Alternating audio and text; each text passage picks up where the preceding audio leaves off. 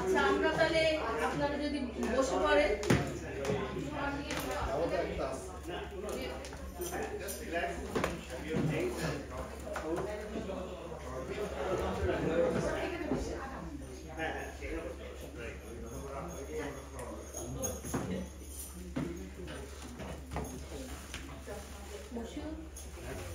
এটা জানি পিছনে কোনটা দিতে হয় না এটা দিয়ে দাও আমাদের এটা দিয়ে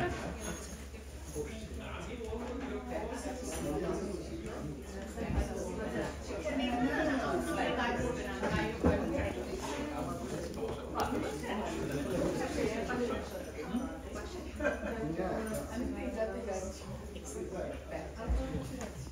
আপনাদের ধরুন শুধু আমাদের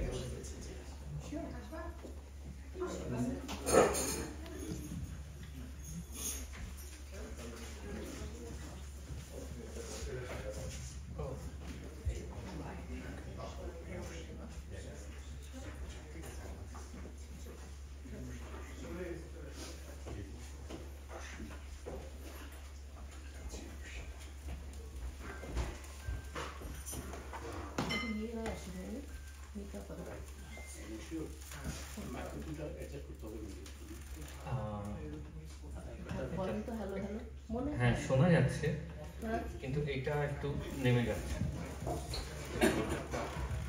এভাবেই থাকবে এটা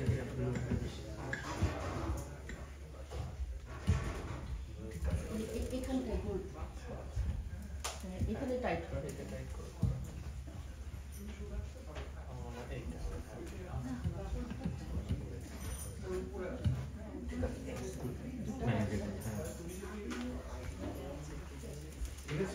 হ্যাঁ আমার মনে হয় সবাই শুনতে পাবে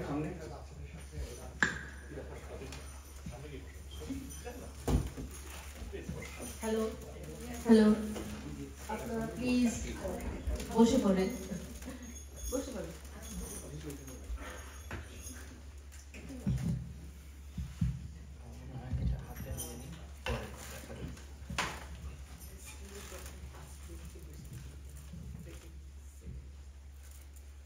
আমি আছি তুমি আঙুল ছুঁয়ে দেখো আমি আছি ও বাতাসের জন্যে হয়তো অরণ্যে গাছের শরীরে পাতায় পাতায় আমি আছি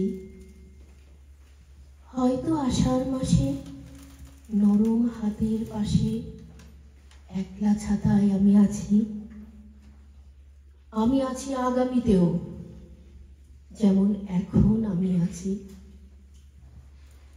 আমাদের বর্তমানের কবি আমাদের আগামীর কর্মী শ্রীজাত বন্দ্যোপাধ্যায় আজকে আমাদের সাথে এরকম একটা অনুষ্ঠানের কথা আমি আর মশিউল অনেকদিন ধরেই ভাবছিলাম এবং এটা শুরু হয় গত বছর ডিসেম্বরের পর থেকে গত ডিসেম্বরে আমরা কলকাতায় গিয়েছিলাম তখন দুর্বা আর শ্রীজাতর সাথে প্রথম দেখা হয় আসলে প্রথম দেখা হয় বলবো না প্রথম পরিচয় হয় দেখা হয়েছিল বেশ কয়েক বছর আগে বঙ্গ সম্মেলনে সেই সন্ধ্যাটা এত আনন্দময় এত প্রাণবন্ত এবং আরামদায়ক ছিল যেই কারণে আজকে আমাদের এই অনুষ্ঠানের আয়োজন করা আরামদায়ক বলছি এই কারণে যখন কিছু মানুষ একসাথে বসে মনের কথা আলাপ করে এবং আলাপ করতে ভালো লাগে, সেটাকে আরামদায়ক বলি আমরা। তো আজকে আশা করব আপনারাও সেই অনুভূতি নিয়ে আজ এখান থেকে যাবেন। আর উনি যদিও বিশেষত কবি হিসাবে পরিচিত, তবে উনি কিন্তু সদর্পে ওনার জগৎটা ক্রমেই বাড়িয়ে চলেছেন। আমি যে কটি লাইন প্রথমে পড়লাম সেগুলো একটা গানের অংশ, এবং আমার মনে আছে খাত ছবিটা যখন দেখি তখন দুটো গান আমি শুনেছিলাম। তখন আমার মনে হয়নি যে এই গানের লেখক শ্রীজাত বন্দ্যোপাধ্যায়। পরে যখন শুনতে পারলাম তখন বুঝলাম কি সাংঘাতিক শক্তিশালী এবং প্রতিভাবান একজন গীতিকার উনি। আজ উনার পরিচয় দেওয়ার তেমন কিছু নেই। উনি লেখা শুরু করেন ছোটবেলা থেকেই। ওনার মা শাস্ত্রীয় সঙ্গীত শিল্পী, আর মাতামহ তারাপদ চক্রবর্তী। ওই পরিবেশে উনার বেড়ে ওঠা। তবে লেখালেখি শুরু করেন উনি ছোটবেলা থেকেই, এবং প্রথম বই বের হয় শেষ চিঠি 1999 সালে। তারপরে উনি আনন্দ পুরস্কার পেয়েছিলেন উনি 2004 সালে। বাকিটা কথা ওনার কথা উনি নিজেই আমাদের কাছে বলবেন। আর আশা করব আপনারাও সেই সাথে আপনাদের মনের কথা ওনার সাথে ভাগ করে নেবেন। আসুন তাহলে শুরু করা যাক। আমাদের কবি শ্রীজাত বন্দ্যোপাধ্যায়। ধন্যবাদ এবং শুভ সন্ধ্যা। প্রথমেই এত ভালো ভালো কথা বলে দিলে যাকে নিয়ে অনুষ্ঠান তার ঘাড়ে একটা গুরু দায়িত্ব চাপে সারাক্ষণ ভালো হয়ে থাকার। কিন্তু এত সংশা বা প্রশংসা কোনোটারই আমি উপযুক্ত নই, যোগ্যও নই। এটা অ্যানি ভাবি এবং মশিউল ভাইয়ের ভালোবাসা যে তারা আমাকে এই যত্নটা করছেন, এই সম্মানটা দেখাচ্ছেন, এবং সেটা তাদেরই রুচির পরিচয়। আমি এর কণামাত্রও যোগ্য নই, সেটা আমি অন্তত নিজের মনে জানি। আমাদের আলাপ হয়েছিল সম্ভবত নিউ ইয়র্ক সিটিতে বেশ কিছু বছর আগে, 8-9 বছর হয়ে গেল। তো তারপরে যেমন হয় মানুষ দূরে দূরে থাকলে ফেসবুকের মাধ্যমে বন্ধুত্ব রাখতে চেষ্টা করে। তো আমি মশিউল ভাইকে আমি আর মশিউল ভাই ফেসবুকে বন্ধুত্ব আলাপ করি, এবং তারপর আবিষ্কার করি যে উনি একজন অসামান্য চিত্রকর, অসামান্য একজন চিত্রশিল্পী। সেটা আপনারা সবাই জানেন। আমি অনেক পরে জেনেছি উনি পেশায় চিকিৎসক। ওরা দুজনে এই শাস্ত্রের সঙ্গে যুক্ত। কিন্তু আমি ওর বিশেষত আঁকার একজন গুণমুগ্ধ অনুরাগী। এবং কলকাতায় যখন উনি যান, আমি কেবল আমাদের বাড়ির দেয়ালের জন্য একটু ছবি চেয়েছিলাম। তো উনি এত ছবি নিয়ে গেছেন যে আমাদের দেয়াল কম পড়ে গেছে। কষ্ট করে এই দেশ থেকে বয়ে নিয়ে আমাদের বাড়ি পর্যন্ত উনি এসছেন। এখন আমরা এদিক ওদিক দেয়াল খুঁজছি যে এই ছবিটাকে কোথায় লাগানো যায়। তো মানুষের ভালোবাসা মানুষ কখন কিভাবে পায় সেটা বলা খুব দুষ্কর। আর আজকের পৃথিবীতে অন্য অনেক কিছু হয়তো মিলে যায় পরস্পরের সঙ্গে, মত মেলা খুব মুশকিল হয়। কারণ আমরা এত রকম মতে বিভক্ত, এবং প্রত্যেকের মতে এত বেশি স্থিতিশীল, এবং অন্যের মতকে গুরুত্ব দেওয়ার প্রয়োজন এত কম বোধ করি আজকাল, যে মানুষের সঙ্গে মেলামেশা খুব কমে এসেছে। সব পরিসরেই হয়তো এটা ঘটেছে। তো সেখানে আমি ওদের মতো দুজন মানুষকে পেয়েছি জীবনে উপহার, আমি এবং বন্ধু হিসেবে, যাদের সঙ্গে আমাদের অনেক কিছুই মিলে যায়, যেটা এখন খুব বিরল একটা বিষয়। তো আগেরবার আমরা আড্ডা মারতে এসেছিলাম একটা সন্ধেবেলা, প্রচুর সময় কাটিয়েছি এবং অসামান্য সমস্ত রান্না খেয়েছি, আজও খেয়েছি। এমন না যে শুধু আপনারা খাচ্ছেন, আমিও খেয়েছি। তো ফলে সেই দিন এরকম একটা পরিকল্পনা তারপর হয় যে এই বাড়িতে এই আড্ডাটাকেই যদি একটু বাড়িয়ে নেওয়া যায়। তো আপনারা যারা আজকে, ওদের প্রতি তো আমার কৃতজ্ঞতা ভালোবাসার শেষ নেই, কিন্তু এরকম একটা শনিবারের হেমন্ত সন্ধ্যায় আপনারা যারা সময় বার করে এসেছেন তাদের প্রতিও আমার আন্তরিক ধন্যবাদ রইল।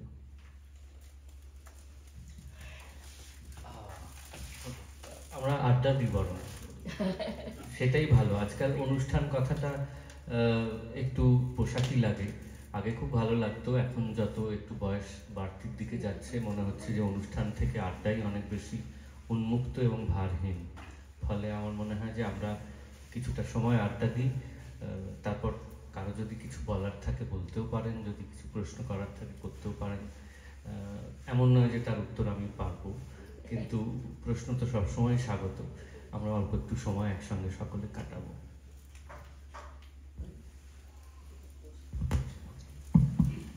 শুভ সন্ধ্যা সবাইকে, অনেক ধন্যবাদ আসার জন্য। আর শ্রীজাত কি বলবো, আপনি যে রাজি হয়েছেন আমাদের এখানে কথা বলতে, এটা আমার প্রাপ্তি। অনেক অনেক ধন্যবাদ। তো আমি অনুষ্ঠান শুরু হওয়ার আগে হাউস আমাদের রেস্টুরেন্ট থেকে এখানে প্রচুর খাওয়া আছে, আপনারা কিন্তু খাওয়া না খেয়ে যাবেন না। এবং এখানে কিছু বই আছে ওনার, সেগুলো যদি আপনারা সংগ্রহ করেন ভালো হবে। তো আজকে আমার মনে হয় আমি যত শ্রীজাতর ইউটিউব ভিডিও কিংবা বিভিন্ন রকম ফেসবুকে দেখেছি যে ওনার কথা বলাটাই কিন্তু আর্ট, এবং ওটাই শুনতে মনে হয় ইচ্ছা হয়। কবিতা তো অবশ্যই আছে, গান আছে, কিন্তু ওনার যে কথাগুলি বিভিন্ন কঠিন জিনিসকে খুব সহজ করে যে বোঝায় দেওয়া, এই রকম শক্তি সবার থাকে না, এবং প্রচুর রকমের সেন্স অফ হিউমার। সেই জন্য আমি বলছিলাম যে হ্যাঁ, আড্ডাই হবে, সেই বোধ হয় সবচেয়ে মজার। এবং মাঝে মাঝে আমরা কিছু প্রশ্ন চেষ্টা করবো। তো আমার একটা প্রথম প্রশ্ন দিয়ে শুরু করি, তারপর আপনার কবিতা। তো আপনার তো ছেলেবেলা মানে গান দিয়ে শুরু, মায়ের কাছে গান শেখা, তারপর মায়ের অ্যাসিস্ট্যান্ট হয়ে আপনি গান শেখালেন পাড়াতে। এরপর আপনার পুরস্কার পাওয়ার পরে বোধহয় পোশাকটা একটু কমে গেল। এরপর গীতিকার। হ্যাঁ, বলুন। সেইটা খুব মজার গল্প। মানে আসলে জীবনে অনেক সময় প্রাপ্তি ও অপ্রাপ্তি ডেকে আনে। তো যেটার কথা মশিউর ভাইরা বলছিলেন আগের আড্ডায়, আমি বলছিলাম যে আমি যখন কলেজে উঠলাম তখন একটু হাত খরচার প্রয়োজন ছিল। সব ছেলেমেয়েরই হয় কলকাতার মধ্যবিত্ত পাড়ায় বা যে কোনো জায়গায়। তো মায়ের প্রচুর ছাত্রছাত্রী ছিলেন, এবং তখন যেটা হচ্ছিল যে মা একেবারে কম বয়সীদের আর সময় দিতে পারছিলেন না। সব কটা দিনই তার গান শেখানোয় কেটে যেত। তো আমাকে মা বললেন যে তুমি এক কাজ করো, যাদের আমি নিতে পারছি না তুমি তাদের 2 দিন করে গান শেখাও, তাতে তোমারও গানের চর্চাটা থাকবে আর তোমার একটা হাত খরচাও আসবে। তো উত্তম প্রস্তাব, কারণ গান বাজনা আমার কাছে সবসময় খুব আনন্দের কাজ। তো 1-1.5 বছর 2 বছর এই করে বেশ কয়েকজন ছোট ছোট ছাত্রছাত্রী হলো আমার, যারা বয়সের ছোট কিন্তু যারা নিষ্ঠায় নিপুণ, এবং আমার কাছে তারা রীতিমতো শিখতো। তাদের বাবা মায়েরা তাদের নিয়ে আসতেন। তো আমার বেশ মনে হচ্ছিল যে হ্যাঁ, পাড়ায় আমারও ছোট মাস্টার হিসেবে একটা পরিচিতি তৈরি হচ্ছে। তো তার মধ্যে 1, 2 কি 3টে বই বেরিয়েছে, এবং তার মধ্যে একটি বই তখন আনন্দ পুরস্কার পায়, এবং তাতে কোনো ক্ষতি নেই, কিন্তু সেই খবরটা কাগজে বেরোয়, কাগজের প্রথম পাতায় বেরোয়। এবার কি হয়, পরের হপ্তাহ থেকে আমার সমস্ত টিউশন চলে যায়। কারণ আমার ধারণা, মানে কেউ তো আর এসে বলেননি, একজন বললেন আমরা বদলি হয়ে যাচ্ছি, একজন বললেন ওর শরীর খারাপ, আরেকজন বললেন আজকে পারছে না। এই করে আমি দেখলাম যে সপ্তাহ পর সপ্তাহ কেউ আর আসছে না। আমি যেটা কানাঘুষে শুনলাম যে তারা বুঝতে পেরেছেন যে এতদিন তারা ভুল লোকের কাছে গান শেখাচ্ছিলেন, কারণ ইনি কবিতার জন্য পুরস্কার পেয়েছেন। তো এর কাছে তো গান শেখানো যায় না, 1.5-2 বছর এদের নষ্ট হয়েছে। ফলে পুরস্কার অনেক সময় অনেক কিছু কেড়ে নেয়। তো আমি যাও একটু টিউশনি করছিলাম, 4-5 জনকে শেখাচ্ছিলাম, সেই হাত খরচাটা আমার চলে যায়। এইটা একটা মজার অভিজ্ঞতা আমার জীবনে। তাহলে এবার তাহলে বলেন, গানের মধ্যে থেকে কবিতায় আসক্ত হলেন কেন? কেন কবিতা শুরু হলো, কিভাবে? এইটা খুব জরুরি প্রশ্ন। এটা আমাকে সবাই করে, কারণ আমাদের কি হয়, আমাদের উপমহাদেশে, সেটা যে দেশই হোক না কেন, আমাদের উপমহাদেশে পারিবারিক পেশার মধ্যে গানও একটা। যেমন অনেকেই ভাবেন যে উকিলের ছেলে মেয়ে উকিল হবেন বা চাষির ছেলে মেয়ে চাষই করবেন, তেমনি যারা গান বাজনা করেন তাদের সন্তানেরাও গান বাজনা করবেন, এইটা ধরেই নেওয়া হয়। এবং বহু বহু পরিবারে তাই হয়েছে। কত কৃতি সন্তান তাদের বাবা মায়েদের ঐতিহ্য বহন করে নিয়ে গেছেন সামনের দিকে। তো আমার উপরেও সেরকম একটা প্রত্যাশা ছিল বাবা মায়ের, যে আমি গান করব, বিশেষত মায়ের দিকের মানুষজনের একটা ছিল। এবং আমারও ধারণা ছিল ছোটবেলা থেকে, যেহেতু গান শুনেই বড় হচ্ছি, গানই শিখছি, আমারও মনে মনে একটা আশা ছিল যে একটা সময় পর আমিও হয়তো মঞ্চে গান পরিবেশন করব। হিন্দুস্তানি শাস্ত্রীয় সঙ্গীত, গান বলতে আমি হিন্দুস্তানি শাস্ত্রীয় সঙ্গীতের কথা বলছি। তার কারণ একটাই, যে যখন ওই কলেজের দোরগোড়ায় উঠলাম, তখন সবারই যৌবন বোধহয় উত্তাল সময় নিয়ে আসে। আমাদের বাবারাও বলতেন যে আমাদের যৌবন ছিল খুব উত্তাল, সেই সময়টা খুব অস্থির ছিল। আমি আমার ঠাকুরদাকেও সেটা বলতে শুনেছি, আমাদের যৌবন খুব অস্থির ছিল। আমার মনে হয় যৌবন বিষয়টাই চারপাশকে খুব অস্থির করে তোলে। আমারও যখন যৌবন এলো, তখন বিশ্বায়ন হচ্ছে, সমস্ত পৃথিবীটা ছোট হয়ে যাচ্ছে, এবং একই সঙ্গে অনেক ধরনের টানাপোড়েনে আমরা ভুগতে শুরু করছি। প্রযুক্তি ঢুকছে আস্তে আস্তে। তো আমার তখন মনে হলো কিছু কথা আমার নিজের মতো করে সবাইকে জানানো দরকার, আমি বলতে চাইছি। কিন্তু সেইটা কিছুতেই ইমনের কোনো বন্দিশ বা বিলাসখানি তৈরির কোনো বন্দিশের যে কথা, সেটা দিয়ে পৌঁছানো যাচ্ছে না। সে কথা কেবলই বিরহের, কেবলই প্রেমিকের প্রতি প্রেমিকার ভালোবাসা বা বিচ্ছেদের কথা, যেগুলো হাজার হাজার বছর ধরে লিখিত এবং সুরারোপিত হয়ে আসছে। তাতে কোনো দোষ নেই। কিন্তু সে আমার মুহূর্তের, আমি যখন বড় হচ্ছি 90-91 সাল, সেই মুহূর্তে আমার চারপাশে যা ঘটছে, সেটাকে আমি সখী এরি আলি পিয়া বিনা এটা দিয়ে ব্যাখ্যা করতে পারছি না। আমার মনে হচ্ছে আমার আরো অন্য কথা বলা দরকার, যেটা এই বন্দিশের বাইরে যেতে পারে। তো তখন আমি লুকিয়ে কবিতা লেখার চেষ্টা শুরু করি। কবিতা পড়তাম তো অনেক দিনই, সব বাঙালি বাড়িতেই কবিতার বই থাকে, আমাদেরও ছিল, পড়তাম, কোনো বাধা নিষেধ ছিল না পড়ায়।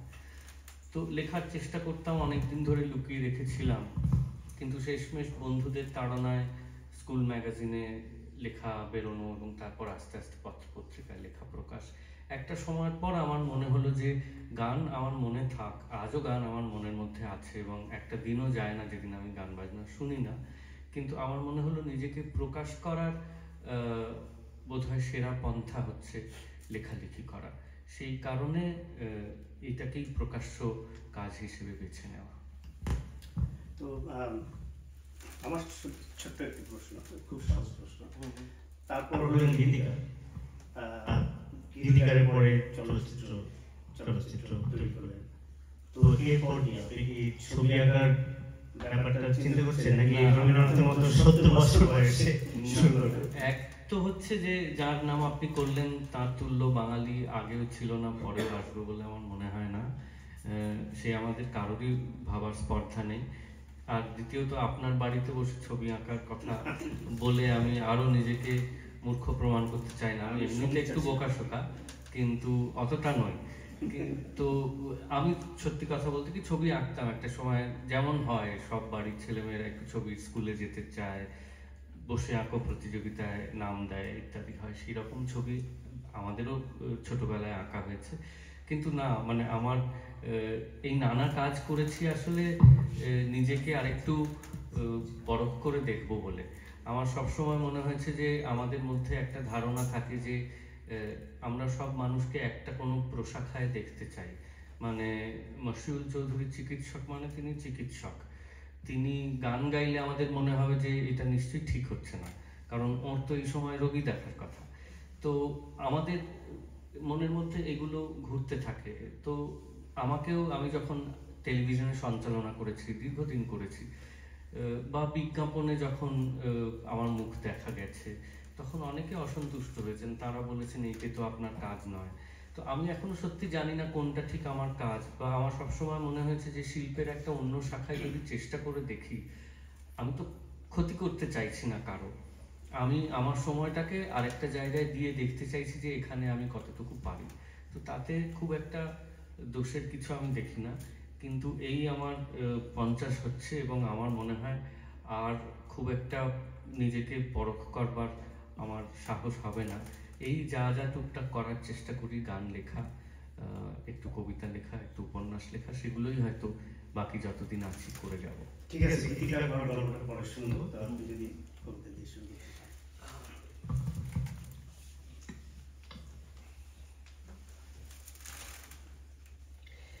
এইটা একটা আসলে এই বইগুলো ব্যর্থতারই প্রকাশ। এটা একটা বই, আমি দুটো বই আমার সঙ্গে আছে, দুটো নতুন বই আমি আসার সময় ভাবলাম নিয়ে আসি। দুটো বই একেবারে দু প্রান্তের অনুভূতির কথা বলে। পরের বইটার কথা এরপর বলছি। এই বইটার নাম রক্তচয়নিকা।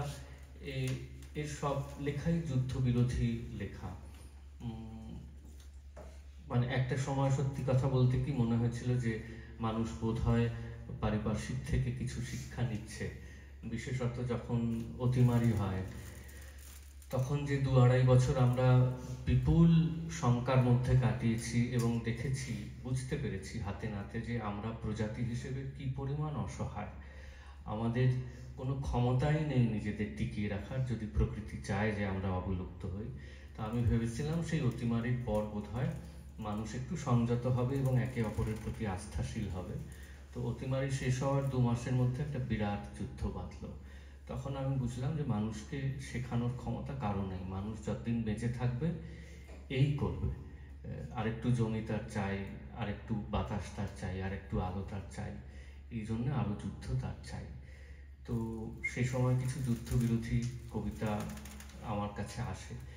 এই বইটি রক্তচয়নিকা, সেরকমই কিছু কবিতার সংকলন। আলাদা কোনো নাম নেই প্রত্যেকটি কবিতা। ক্রোধের দিগন্ত থেকে যে মানুষ হেঁটে বাড়ি ফেরে, জামায় হাসির কালি, জুতোয় পরিহাসের ধুলো, জিজ্ঞেস করো না কিছু, তুমি শুধু দরজাটুকু খুলো। কারণ সে রেগে গিয়ে কোনো লাভ হয়নি আখেরে। যা ছিল তা হয়ে চলছে, যা হচ্ছে তা হতে থাকবে ফের। তবুও চাটাইয়ে শুয়ে সে যখন দেখবে তারাদের এসেছে যেখান থেকে আবার সেখানে ফিরে যাবে, কখনো পাবে না শান্তি, শুধু একটু ভয়ের অভাবে। ক্রোধের দিগন্ত থেকে তবু সে যখন বাড়ি ফেরে, জিজ্ঞেস করো না কিছু, তুমি শুধু দিও ভাত বেড়ে। আরেকটা লেখা পড়ার চেষ্টা করছি। এই লেখাটি আমার দেখা একটি স্টিল ফটোগ্রাফ থেকে তার ভাবনা আসে আমার কাছে।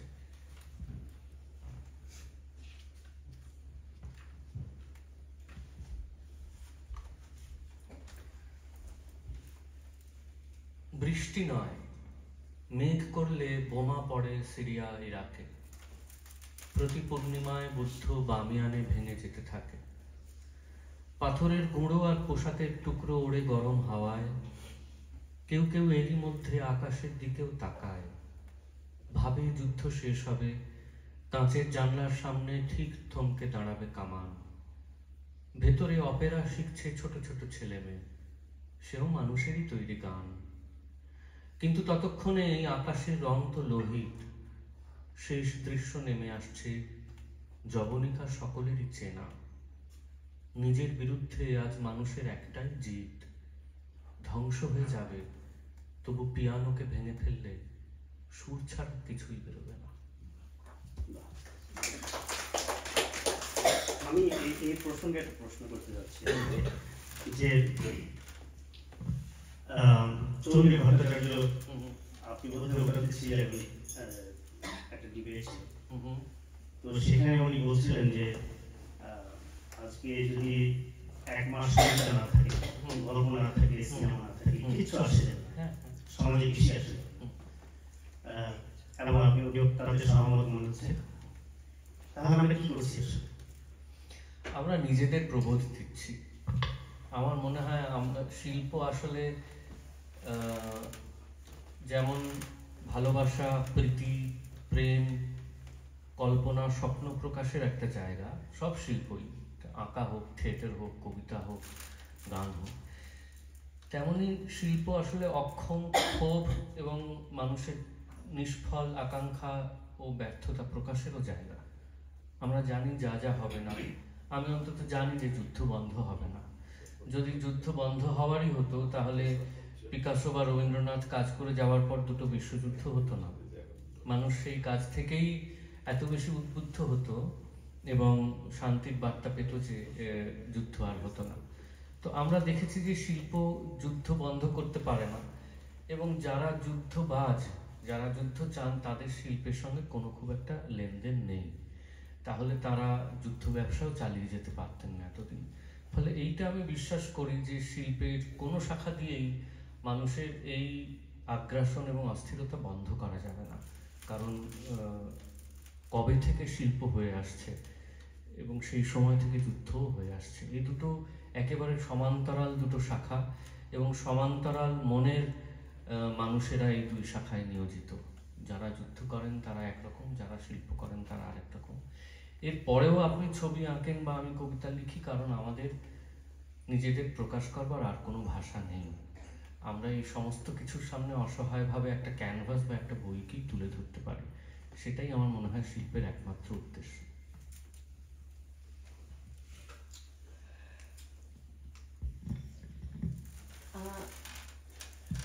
আমাদের বাংলাদেশের পটভূমিতে বোধহয় আপনি একটা বই লিখেছিলেন, যেটা অভিজিৎ রায়ের মৃত্যুর পরে। সেটা কোন চিন্তাধারা, কোন ইয়ে থেকে আপনার ভিতর, আপনি বলেছিলেন যে 49টা কবিতা বের হওয়ার পরে মনে হলো যেন আমার ভিতরটা শান্ত হলো, আর বের হয়নি। আসলে আপনারা যারা জানেন নিশ্চয়ই যে অভিজিৎকে হত্যা করা হয়, এবং সেখানেই বিষয়টা থামে না। যারা মুক্ত চিন্তার প্রবক্তা তাদের একে একে হত্যা করা হতে থাকে, এবং আমার লেখাগুলো শুরু হয়, বইটার নাম অন্ধকার লেখাগুচ্ছ, লেখাগুলো শুরু হয় অভিজিতের মৃত্যু দিয়ে ঠিকই, কিন্তু লেখাগুলো সারা পৃথিবীর এই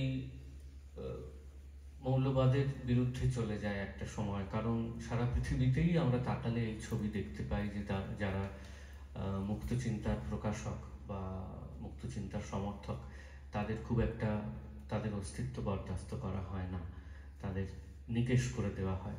তো এই বইটাও ওই একটি ঘটনা থেকে লেখা। এবং ওই যে আমি আবার বললাম অক্ষম ক্ষোভ, আমি কি করব, আমি তো অস্ত্র নিয়ে রাস্তায় বেরোবো না, সেইটা আমার পথ নয়। আমার অস্ত্র একটা কলম, সেটা খুব বেশি হলে 10টা কবিতা লেখার চেষ্টা করতে পারে, যেটায় আমার ক্ষোভ কিছুটা প্রশমিত হবে। এর বেশি কি লাভ হবে আমি জানি না। কারণ যাদের বিরুদ্ধে লেখা, আমার বিশ্বাস তারা কেউ পড়েন না, তারা কবিতা পড়েন না, তারা ছবি দেখেন না, তারা গান শোনেন না। কারণ আবারও আমার বিশ্বাস যে কবিতা পড়া, গান শোনা, ছবি দেখা মানুষ ওই ধরনের কাজে লিপ্ত হতে পারেন না। ফলে ওই আবারও দুটো সমান্তরাল পৃথিবী। আমি এই পৃথিবীতে বসে কবিতা লিখবো আর ওই পৃথিবীতে হত্যা হবে, এটা মেনে নিয়েই অন্ধকার লেখাগুচ্ছ ওই সময় লেখা হয়েছে।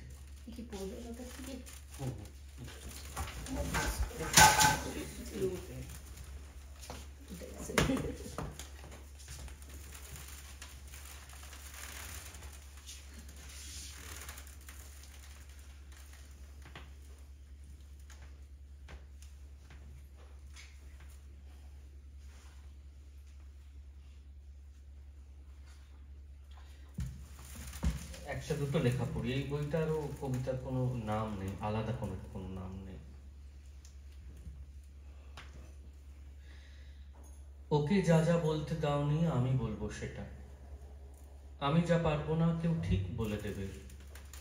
আমরা তো অক্ষর মাত্র, সময়ই প্রণেতা, দেহ গুণে সবটুকু পাবে না হিসেবে। এ গ্রন্থ বিরাট, তাকে পড়া শুরু করো।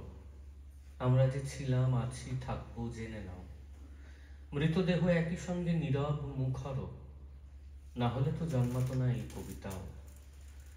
5 আঙুল কাটা গেলে 10 আঙুল জাগে, মুঠো হয়ে গেলে তাতে থাকে না বিভেদ। কাকে মারছো তা অন্তত বুঝে নাও আগে। তোমার আক্রোশ থাকলে তারও আছে জেদ। তুমি যদি বারংবার কোপ মারতে পারো, ছিন্ন কাঁধে ফের মাথা জন্মাবে আমারও। আরেকটা লেখা পড়ি। কালকে আমার অনুষ্ঠান ছিল বলটিমোরে, সেখান থেকে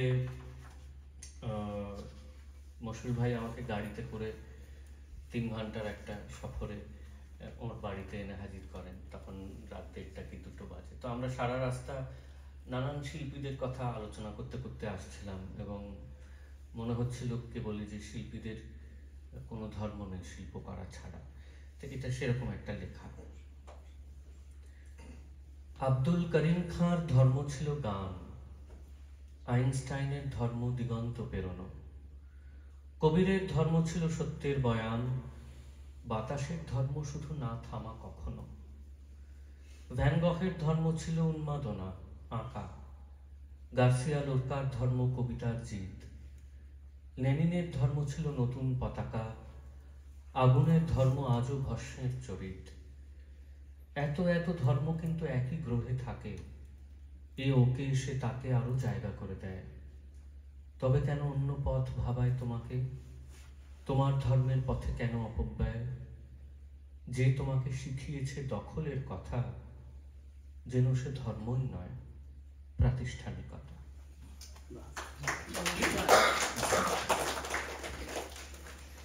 আচ্ছা, আমি একটা কথা বলতে চাইছি। আমি অতীশ চক্রবর্তী, আমার স্ত্রীও আছেন নয়নতা ঘোষ চক্রবর্তী। আমরা মানে প্রথমে একটা কথা বলি যে 13,000 কিলোমিটার দূরে আপনাকে পেয়ে খুব খুশি আমরা। কিন্তু আপনি যে কথাগুলো বললেন যে শিল্পের মতো চলবে, যুদ্ধবাজরা তাদের মতো সমান্তরালভাবে যুদ্ধ করে যাবে, এটাতে আমার পুরোটা আমি এগ্রি করতে পারছি না আপনার সঙ্গে একটা কারণে। সেটা হচ্ছে যে এর মধ্য দিয়ে আমার মনে হয়েছে আসলে আপনার একটা তীব্র হতাশাবোধ প্রকাশ পেয়েছে। এখন আপনি শিল্পী, আপনি কবি, আপনি আপনার প্রকাশটা করছেন, সেটা প্রচার এবং প্রসার করার দায়িত্ব কিন্তু আমাদের। কারণ আমার মনে হয়েছে যে আজকে রাজনীতিতে সবচেয়ে বড় যেটাকে বলে ক্যাপিটাল, সেটা হচ্ছে সংখ্যালঘু এই শব্দটা। কিন্তু সবচেয়ে বেশি সংখ্যালঘু হচ্ছে কারা? তারা কোনো ধর্মের নয়, তারা হচ্ছে মুক্ত চিন্তা যারা করে তারা। এবং এই জন্যই যে দেশেই হোক মুক্ত চিন্তা যারা করে তাদের ধ্বংস করাই হচ্ছে আসল উদ্দেশ্য, এই সমস্ত যারা ধরুন ধর্মান্ধ ব্যক্তিরা। কাজেই সেই দিক থেকে আমি আপনাকে বলবো যে আপনি হতাশার দিকে যাবেন না। আপনার যে প্রকাশ সেটা আমরা চিরকালের জন্য দেখতে চাই। অনেক ধন্যবাদ। আপনার আশাবাদ দীর্ঘজীবী হোক এবং আমরাও যেন আশাবাদী থাকতে পারি। মাঝে মধ্যে সত্যিই তো হতাশা গ্রাস করে, সবসময় নিজেকে খুব উজ্জীবিত রাখতে পারি এমন নয়, চেষ্টা করি। কিন্তু এটাও ঠিক যে দিনের শেষে শিল্পীও তো মানুষ, তারও দৈনন্দিন বোঝাপড়া চাওয়া পাওয়া থাকে। সেই অঙ্কগুলো দিনের পর দিন না মিললে তখন মনে হয় যে বোধহয় ভুল পথে, ভুল আশায়, ভুল প্রত্যাশায় আছি। কিন্তু অনেক ধন্যবাদ আপনাকে এই জোরটুকু দেওয়ার জন্য। হ্যাঁ হ্যাঁ,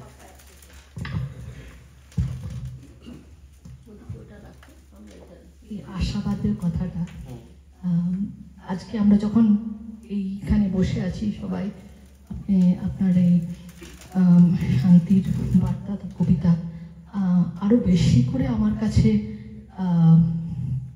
অর্থবহ হলো, কারণ আজকে 18ই অক্টোবর।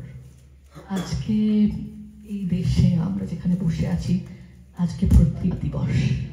এবং আমি যখন সকালবেলায় আমরা দুজনে গাড়ি নিয়ে বেরিয়েছি একটা ছোট্ট কাজে, তখন দেখছি আমাদের শহরে অসংখ্য লোক দুপাশে, মানে আমাদের মেইন যে থারোফেয়ার তার দুপাশে দাঁড়িয়ে আছে, সাম্রাজ্যবাদ, ফ্যাসিবাদ তার বিরুদ্ধে তারা পতাকা তুলে দাঁড়িয়ে আছে। তো মনে হয় ওরা তো সাধারণ মানুষ, আমরা অত্যন্ত সাধারণ মানুষ, কোনো ক্ষমতাই নেই, কিন্তু এই যে এত মানুষ, তাদের ভিতরে শান্তির যে আকাঙ্ক্ষা সেটাও কিন্তু বড় নয়। এবং সেখানে আপনারাই আমাদের মানে বহু বছর ধরে, বহু সভ্যতার অনাদিকাল থেকে আমাদের মনে হয় শিল্পীরা আমাদের সেই ভাষাটাও দিয়ে এসছে, এবং সেখানে মনে হয় আপনাদের কাজটা এত অর্থ রাখে। তো অনেক ধন্যবাদ। এই জোরগুলো আছে বলেই বোধহয় এখনো আমরা কাজ করে যেতে চাই বা চেষ্টা করি।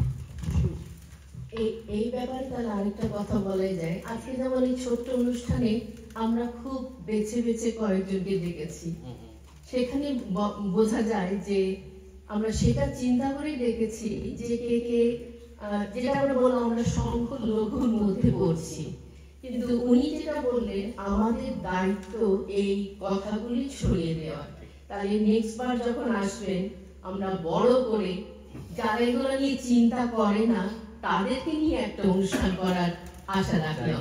তাই যেন হয়, যেন আরো অনেক বেশি মানুষ আমাদের মতে সামিল হন, এটাই তো প্রত্যাশা করব।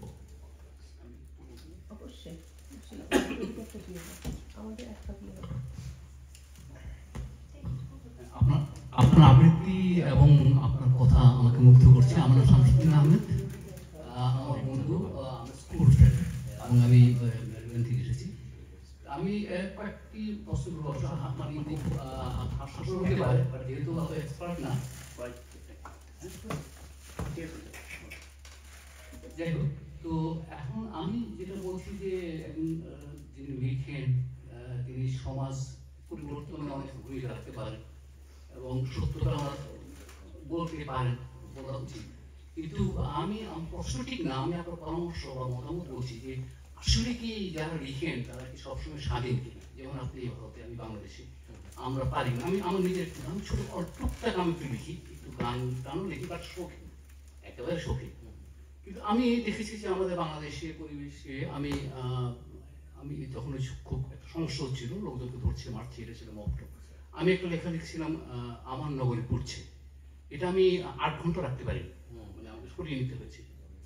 এমনকি এখানে যুক্তরাষ্ট্রে, এখানেও আমার লেখা সেটা আরো কম সময়, 4 ঘন্টাও আমি রাখতে পারিনি। সেটা আমি ভেঙে বললাম না, আমাকে আমার গণমাধ্যমে বিভিন্নভাবে বলা হচ্ছে যে না এগুলো তো দেখা যাবে। কিন্তু আমরা যেটুকু অনুভব করি, অচিন্তের কথা বলেছেন, সেগুলো তো তাৎক্ষণিক চলে আসে। আমি তো কবি না, ওইরকম না, যা মনে আসে অত ছন্দবন্ধ দিয়েও ভাবি না। কিন্তু এই ক্ষেত্রে আসলে আমাদের কি করণীয়? আমরা যারা লিখি কষ্ট লাগে, বুকের ভিতরেও কষ্ট লাগে, কিন্তু না চাই। অনেক ধন্যবাদ আপনাকে প্রশ্নের জন্য। আমার মনে হয় আবার প্রশ্নে আমরা পরে ফিরবো, আর একটু আড্ডা দিয়ে নিব শিল্পীদের সঙ্গে। কিন্তু এটা ঠিক যে শিল্পীরা পুরোপুরি স্বাধীন তো নন আমাদের পৃথিবীতে, সবসময় সব জায়গাতে, এই গ্রহের যে কোনো মহাদেশে এবং যে কোনো সময় ইতিহাসের আপনি যদি পাতা উল্টান, শিল্পের ইতিহাস, কোনোদিনই শিল্পীরা পুরোপুরি স্বাধীন ছিলেন না। কিন্তু সেই শৃঙ্খল মেনে নিয়েই তাদের কাজ করে যেতে হয়েছে, আজও করে যেতে হয়। সেটুকু ঝুঁকি নেন বলেই তারা হয়তো বাকিদের থেকে একটু আলাদা। তো আমরা একটু হতাশা থেকে একটু আশা থেকে, হ্যাঁ। তো আপনাকে একটু ছবি সম্পর্কে একটু জিজ্ঞেস করবো কথা। আপনি, আপনার ভ্যান গোগ খুবই প্রিয়, সবচেয়ে প্রিয় শিল্পী। আপনি এতটাই মুগ্ধ যে আপনি ওর শেষ জীবনে যেখানে ছিল সেখানে 2 বার গিয়েছেন, বই লিখেছেন, এটা আছে আমাদের সামনে, তারা ভরা আকাশের নিচে। তো আমি আর আমার ছেলে সাফি গত মাসে লন্ডন গেলাম আসলে একটা শো দেখার জন্য, কিন্তু সেখানে বোনাস ছিল যে রয়্যাল একাডেমিতে যখন গেলাম দেখলাম যে ওরা ভ্যান গোগ এবং এখনকার কন্টেম্পোরারি যে শিল্পী, বেশ নাম করা শিল্পী আনসেলম কিফার, জার্মান শিল্পী, ওদের একটা কম্বাইন্ড শো করেছে। তো এটা আমার চোখটা খুলে দিল, কিন্তু যে আমি জানতাম না যে আনসেলম কিফার ভ্যান গোগের এত ছিল।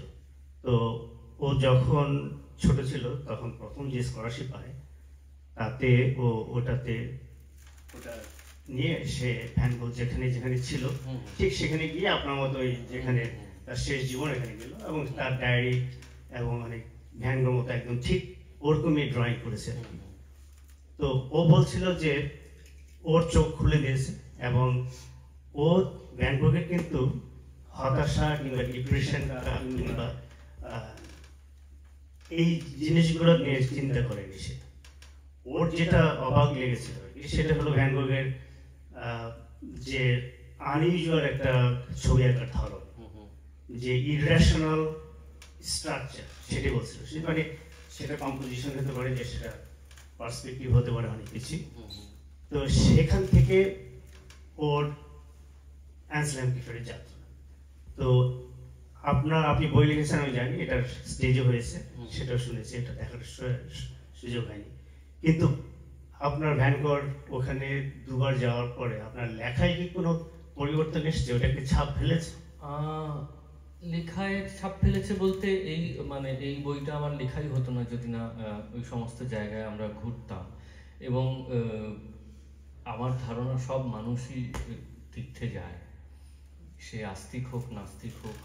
তো আমাদেরও অনেক রকমের তীর্থ আছে। তো আমার কাছে সব শিল্পের সব শাখার যারা আমার প্রিয় শিল্পী, তারা যেখানে যেখানে থেকেছেন, কাজ করেছেন, সেই সমস্ত জায়গাগুলো দেখতে পাওয়া একটা তীর্থের মতো। আমি যেমন গালিবের হাভেলিতেও দিল্লিতে বেশ কয়েকবার গেছি, যেখানে ভার্মেয়ের থাকতেন।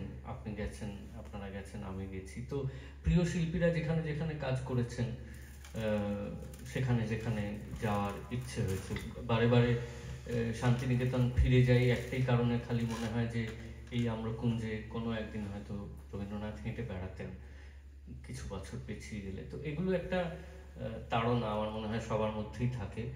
আমাকে যেটা বিস্মিত করেছিল যখন আমি ভিনসেন্টের জীবন পড়তে শুরু করি এবং ওর থাকা জায়গাগুলোয় গিয়ে দাঁড়াতে শুরু করি, কিছুদিন থাকতেও শুরু করি, আমাকে কিন্তু ওর উন্মাদনা খুব ভাবিয়েছে। কারণ শুধু ছবিগুলো নয়, ছবিগুলোর পাশাপাশি যদি ভিনসেন্টের চিঠিগুলো আমরা পড়ি, যেগুলো উনি ক্রমাগত ওর ভাইকে লিখছেন, একটি করে ক্যানভাস শেষ করছেন এবং ভাইকে চিঠি লিখছেন, তাহলে আমরা দেখব যে উন্মাদনাই ছিল ওর কল্পনার উৎসস্থল। এবং মাত্র 10-10.5 বছর এঁকেছেন, এটা আমরা ভাবতেই পারি না। আমরা ওর এত এত ক্যানভাস, যেগুলো সারা পৃথিবীর জাদুঘর ঘুরেও শেষ হয় না। এখনো ভিনসেন্টের বহু ক্যানভাস আমার দেখা বাকি, যদিও আমি যতগুলো পেরেছি জাদুঘরে আমরা ছুটে গেছি নানান মহাদেশে, তবুও এখনো বেশ কিছু ক্যানভাস দেখা বাকি। উনি মাত্র 10 বছর এঁকেছিলেন। তো এটা ভিতরে একটা প্রবল উন্মাদনা না থাকলে ওই অত অল্প সময়ে ওই রকম পরিমাণ মহৎ কাজ করে যাওয়া খুব মুশকিল হয়। তো আমার মনে হয় সেইটা খুব শিক্ষণীয়, যে নিজের ভিতরের আগুনটা জাগিয়ে রাখা। এইটা আমি একটা জিনিস যেটা ওর কাজ থেকে শেখবার চেষ্টা করেছি, যে এত রকম অসুবিধে, অভাব, অনটনের মধ্য দিয়ে গেছেন এবং আমরা তো অনেক কিছু পেয়েছি। এই যে আমি একটা জায়গায় বসে আছি, মঞ্চের মতো জায়গায়, আপনারা এতজন আমাকে শুনছেন। ভিনসেন্টের মতো একজন শিল্পী তো একজন ক্রেতাকেও পাননি যিনি তার ছবি নিয়ে গিয়ে বাড়িতে টাঙিয়ে রেখেছেন, অথচ তার ভাই এত বড় আর্ট ডিলার ছিলেন। তো আমার তখন মনে হয়েছে যে আমরা এত কিছু পেয়েছি, তারপরেও আমাদের এত অতৃপ্তি থাকে, আফসোস থাকে, মনে হয় যে আরো পেলে ভালো হতো বুঝি, অপ্রাপ্তি হয়ে যাচ্ছে। এইসব মানুষের জীবন দেখলে তখন নিজেকে খুব বেশি ভাগ্যবান মনে হয় এবং অযোগ্যও মনে হয় যে যা পাবার নয় তাও অনেক পেয়েছি। সুতরাং আমার মধ্যে যেন কোনো অভিযোগ, কোনো নালিশ না থাকে। এইটা আমি ওর জীবনটা অনুসরণ করে এইটুকু অন্তত বুঝতে পেরেছি যে না। আমি তাহলে এবার বলবো যে আপনার এত দিকে যে পদচারণা, এবং এটা তো সম্ভব হয় না যদি না পাশের সঙ্গীটা সত্যি সেভাবে আপনার পাশে দাঁড়ায়। আমি আমার কথা কিছু বলতে চাই না, সেটা না বললেও সবাই জানে। তাহলে আমরা একটু দুর্বার কথা শুনি, সে কিভাবে আপনার সাথে সমস্ত কিছুতে জড়িয়ে আছে এবং তার অবদানটা। এমনি অনেক ক্ষেত্রে পদচারণার ক্ষেত্রে বলি যে বাংলা ভাষা খুব সুন্দর, এই যে অনেক ক্ষেত্রে পদচারণা শুনতে কত সুন্দর লাগে। এর একটা সুন্দর ইংরেজি আছে, জ্যাক অফ অল ট্রেডস। হ্যাঁ, তারপরের অংশটা বললাম না, বুঝতেই পারছেন। তো সেই রকম জ্যাক হওয়াই যায় চাইলে, কিন্তু মাস্টার হওয়া খুব মুশকিল। তো দুর্বার সঙ্গে আমার পরিচয় একটা বইয়ের সূত্রেই। সত্যি বলতে কি দুর্বার অভাব বোধও করছি, কারণ আগের বার এই আড্ডায় এই বাড়িতে দুর্বার ছিল, তো এবার আর দুর্বা আসতে পারেনি আমার সঙ্গে, কিন্তু মনে মনে আছে নিশ্চয়ই, কারণ একটু আগেও জিজ্ঞেস করছিল অনুষ্ঠান হলে একটু ছবি পাঠাস, আমাকে দেখাস কেমন হচ্ছে। তো দুর্বা আসলে আমি একটা মজার ঘটনা, মজার ঠিক নয় কিন্তু এখন ভাবলে একটু মজার লাগে। তো দুর্বা একটা বইমেলায় আমার একটা বইতে সই নিতে এসেছিল, তখনও বইমেলা ময়দানে হতো। যারা কলকাতা বইমেলা গেছেন জানেন যে বইমেলা তো স্থানান্তরিত হয়েছে, আগে কলকাতা ময়দানে হতো এবং একটাই জামা লোকে 10 দিন পরতো, কারণ যে পরিমাণ ধুলো, তো সেটা 10 দিন পরে একবারে কাচতে দিত। সেই রকম একটা ধুলো ওরা বইমেলা হতো আর কি, যে মানুষকে দেখতে পেত না। তো সেই রকম বইমেলায় 2004 সাল আমার একটা বই বেরিয়েছিল উড়ান্ত সভ্যকার, সেইটায় দুর্বা সই নিতে আসে। তো তখন সবে সবে কেউ সই চাইছেন। তো একটা উপন্যাসে সত্যজিৎ রায় ফেলুদার মুখ দিয়ে বলিয়েছিলেন যে তোপসে এটা মনে রাখিস যে সই পাবার চেয়ে সই দেবার লোভটা কিছু কম নয়। তো সই দেবারও খুব লোভ থাকে, হ্যাঁ, তো দিতে বেশ ভালোই লাগে, খারাপ লাগে না, এটা অস্বীকার করে লাভ নেই। তো ওই ভিড়ের মধ্যে একজন চাইতে এসছেন সই, আমিও সই করে দিচ্ছি। তো ফিরে এসে আমাকে বললেন যে ওই বোধহয় প্রথম দিন আমরা আপনি করে কথা বলেছিলাম, যে আপনি আমাকে আপনার ফোন নাম্বার আর একটু 4টে লাইন লিখে দেবেন, আমি বইটা পড়ে আপনাকে জানাবো কেমন হয়েছে। তো ফোন নাম্বার, তো তখন সবে ফোন নিয়েছি, একটা মোবাইল ফোন হয়েছে, সেটা শ্রেষ্ঠ সম্পদ জীবনের মনে হতো। সেই নম্বর কেউ চাইছে, সেটা একটা বিরাট ব্যাপার। তো ফোন নাম্বার দিলাম, আর আমার নিজের কবিতা একেবারেই মনে থাকে না, তাছাড়া ভালোও লাগে না নিজের কবিতা। তো আমি শঙ্খ ঘোষের 4টে পংক্তি ওই বইয়ের প্রথম পাতায় লিখে দিলাম। তো 7 দিন পর সত্যিই ফোন এলো, তো বললো আপনার কি মনে আছে আমি বইমেলায় আপনার শেষ দিন আপনার সই নিয়েছিলাম, তো আপনাকে জানাতে চাই বইটা কেমন লেগেছে। তো তখন ও জানায় যে বইটা অন্যরকম লেগেছে, নিরীক্ষামূলক লেগেছে, নতুন লেগেছে। কিন্তু আমাকে সেই সঙ্গে আরো একটা কথা বলে যে কিন্তু একটা কথা বলি, ওই সামনের পাতায় যে 4টে লাইন আপনি লিখে দিয়েছেন না, ওরকম কবিতা ভেতরে একটাও নেই। আমি এটাকে প্রশংসা হিসেবে নেব না ব্যর্থতা হিসেবে নেব, আমি ঠিক আজও বুঝে উঠতে পারিনি। তো আমি বললাম যে সেটা খুব স্বাভাবিক, কারণ ওরকম লিখতে পারলে আমি হতাম না, আমি শঙ্খ ঘোষ হতাম। তো পরে শঙ্খবাবুকে কথাটা বলে উনি খুব লজ্জা পেয়েছিলেন। তো এটা ঠিক যে আমি ওই যে বললাম যে আজকের পৃথিবীতে সঙ্গী পাওয়াটা খুব দুষ্কর, আর জীবন সঙ্গী পাওয়া আরো দুষ্কর।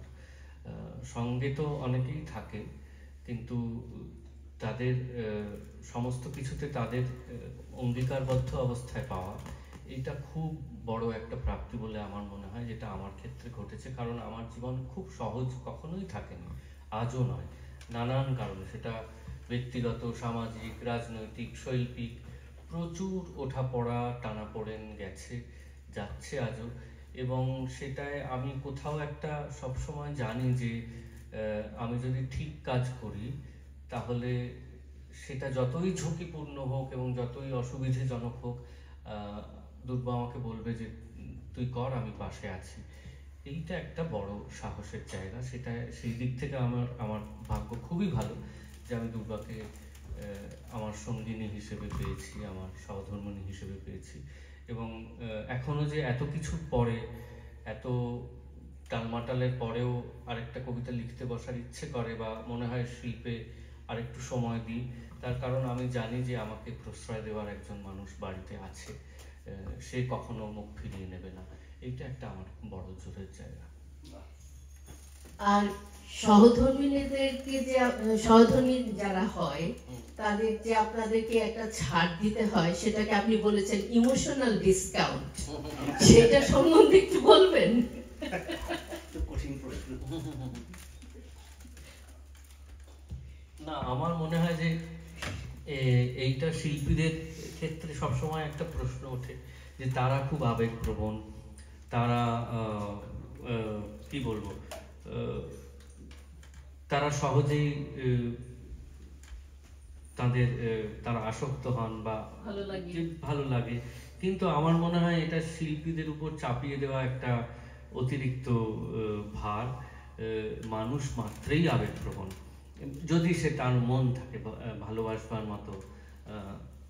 কিন্তু আমার মনে হয় যে শিল্পীরা যেহেতু তাদের ভাবনা প্রকাশ করে ফেলেন, তখন মানুষের সন্দেহ হয় যে এই মানুষটা বুঝি খুব আবেগপ্রবণ, বা এই মানুষটা বুঝি একা থাকতে পারে না, বা যাই হোক, যেমনই হোক না কেন। কিন্তু আমার মনে হয় যে দিনের শেষে প্রত্যেক মানুষের নিজের সঙ্গে একটা বোঝাপড়া থাকে, এইটা খুব জরুরি, যে আমি দিনের শেষে নিজের কাছে ফিরছি কিনা, এবং নিজেকে, নিজের আবেগকে সেই জায়গায় রাখছি কিনা। আর আরেকটা কথা কি বলতে গেলাম, ভুলে গেলাম, সেটা হচ্ছে যে খেয়ে হারিয়ে ফেললাম। কি একটা কথা, মজার কথা মনে এলো এই সূত্রে, আমি পরে বলছি, পরের প্রশ্নে যাই, তারপর বলছি। এবার তাহলে একটু গানে ফিরে আসি। প্রথম গান লেখা কোন ছবির জন্য? আমার দুটা প্রশ্ন। আরেকটা হচ্ছে যে খাদ ছবির যে দুটা গান অসম্ভব, সেই গান দুটো শুধু বর্তমানের জন্য না, ওটা থেকে যাওয়ার জন্যই এসছে, এবং এই দুটা গানই অরিজিতের গাওয়া। আর আমি খেয়াল করেছি আপনার গানগুলোর ম্যাক্সিমামই কিন্তু অরিজিতের গাওয়া। এটা কি কোনো ইয়ে আছে, কানেকশন? তার কারণ আমার মনে হয় একটা সময় যাচ্ছে যে সময় অরিজিৎ নির্বিকল্প। এক একটা সময় তো আসে, এক একজন শিল্পী নির্বিকল্প হয়ে ওঠেন। অরিজিতের এই মুহূর্তে কোনো বিকল্প নেই, ফলে অনেক বছর ধরেই নেই। অনেকে খুব ভালো শিল্পী, এবং তারাও গাইছেন, তাদের গানও আপনারা শুনছেন, সেটা বাংলায় হোক, হিন্দিতে হোক, অন্যান্য ভাষায় হোক। কিন্তু অরিজিতের মধ্যে ওই যে আবেগ প্রবণতার একটা জায়গা আছে, যে কারণে এই গানগুলো এমনভাবে পরিবেশন করতে পারে, সেটা আপনার কানে লাগার আগে হৃদয়ে লাগবে গিয়ে। তো সেই কারণে মনে হয় আমরা আবারও ভাগ্যবান যে এমন একটা সময় কাজ করছি যখন অরিজিৎ খুবই খুবই কি বলবো সক্রিয়, এবং ওকে দিয়ে আমরা নানান, ওর মধ্যে দিয়ে অনেক গান উপহার পাচ্ছি। আর আমার মুশকিল হচ্ছে খাদের ওই গানটা, যে কথা যেটা এভাবে বলছেন যে ওই দেখো আলোয় আলো আকাশ, তো আমাদের মুশকিল হচ্ছে কলকাতায় এখন টেলিভিশনে, সেটা ধারাবাহিকে হোক বা কোনো ইয়েতে হোক, কেউ মারা গেলেই ওই গানটা বাজে। এইবার একদিন মানে কোনোভাবে, এবং সেটা যদি আমাদের সত্যিকারের কেউ কোনো একজন ব্যক্তিত্বর প্রয়াণ হয়, তাতে তো বটেই, কোনো কাল্পনিক ব্যক্তিত্ব কোনো ধারাবাহিকেও যদি প্রয়াত হন, পিছনে ওই গানটি বাজে। তো এখন আমি একদিন অরিজিৎকে বলছিলাম যে আমরাও যখন মারা যাবো জানো তো এই গানটা বাজে, তো ও বললো হ্যাঁ এটা তুমি বলার আগেই জানি, তাই এই গানটা আমাদের ওই দিনও পিছু ছাড়বে না, আমাদের শেষ যাত্রাতেও সঙ্গে সঙ্গে যাবে।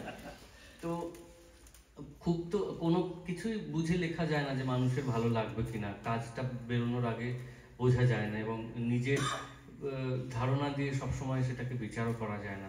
এটা ইন্দ্রদীপ দাশগুপ্তর সুর ছিল, আর কৌশিক গাঙ্গুলির একটা বিবরণ ছিল যে এইরকম একটা চলে যাওয়ার গান আমরা চাই, কিন্তু যে যাওয়াটা সমাপন নয়, যে যাওয়াটা আরেক রকম শুরুকে নির্ণয় করে। তো সেই থেকে এটা বোধহয় 10-15 মিনিটের তৈরি একটা গান, তো সেইটা যে এতদিন থাকবে এবং এতজন মানুষের কাছে পৌঁছবে, এত মানুষ এটাকে গ্রহণ করবেন, সেটা আমরা কখনো ভাবিনি। কিন্তু আমার মনে আছে যে আমি আর ইন্দ্রদীপ বসে বসে বাড়িতে গানটা বানাচ্ছিলাম, এবং সেই রাতে অরিজিতের গাওয়ার কথা, তো অরিজিৎ একটু পরে এলো, তো তখন আমরা মিনিট 15-20 এই গানটা তৈরি করেছিলাম। তারপর অরিজিৎও গেয়েছে ঘন্টা খানেক। তো আমরা ভালোবেসেই কাজটা করেছি, কিন্তু তার গ্রহণযোগ্যতা সম্পর্কে আমাদের কোনো ধারণা ছিল না। এই প্রসঙ্গে আমি একটা কথা,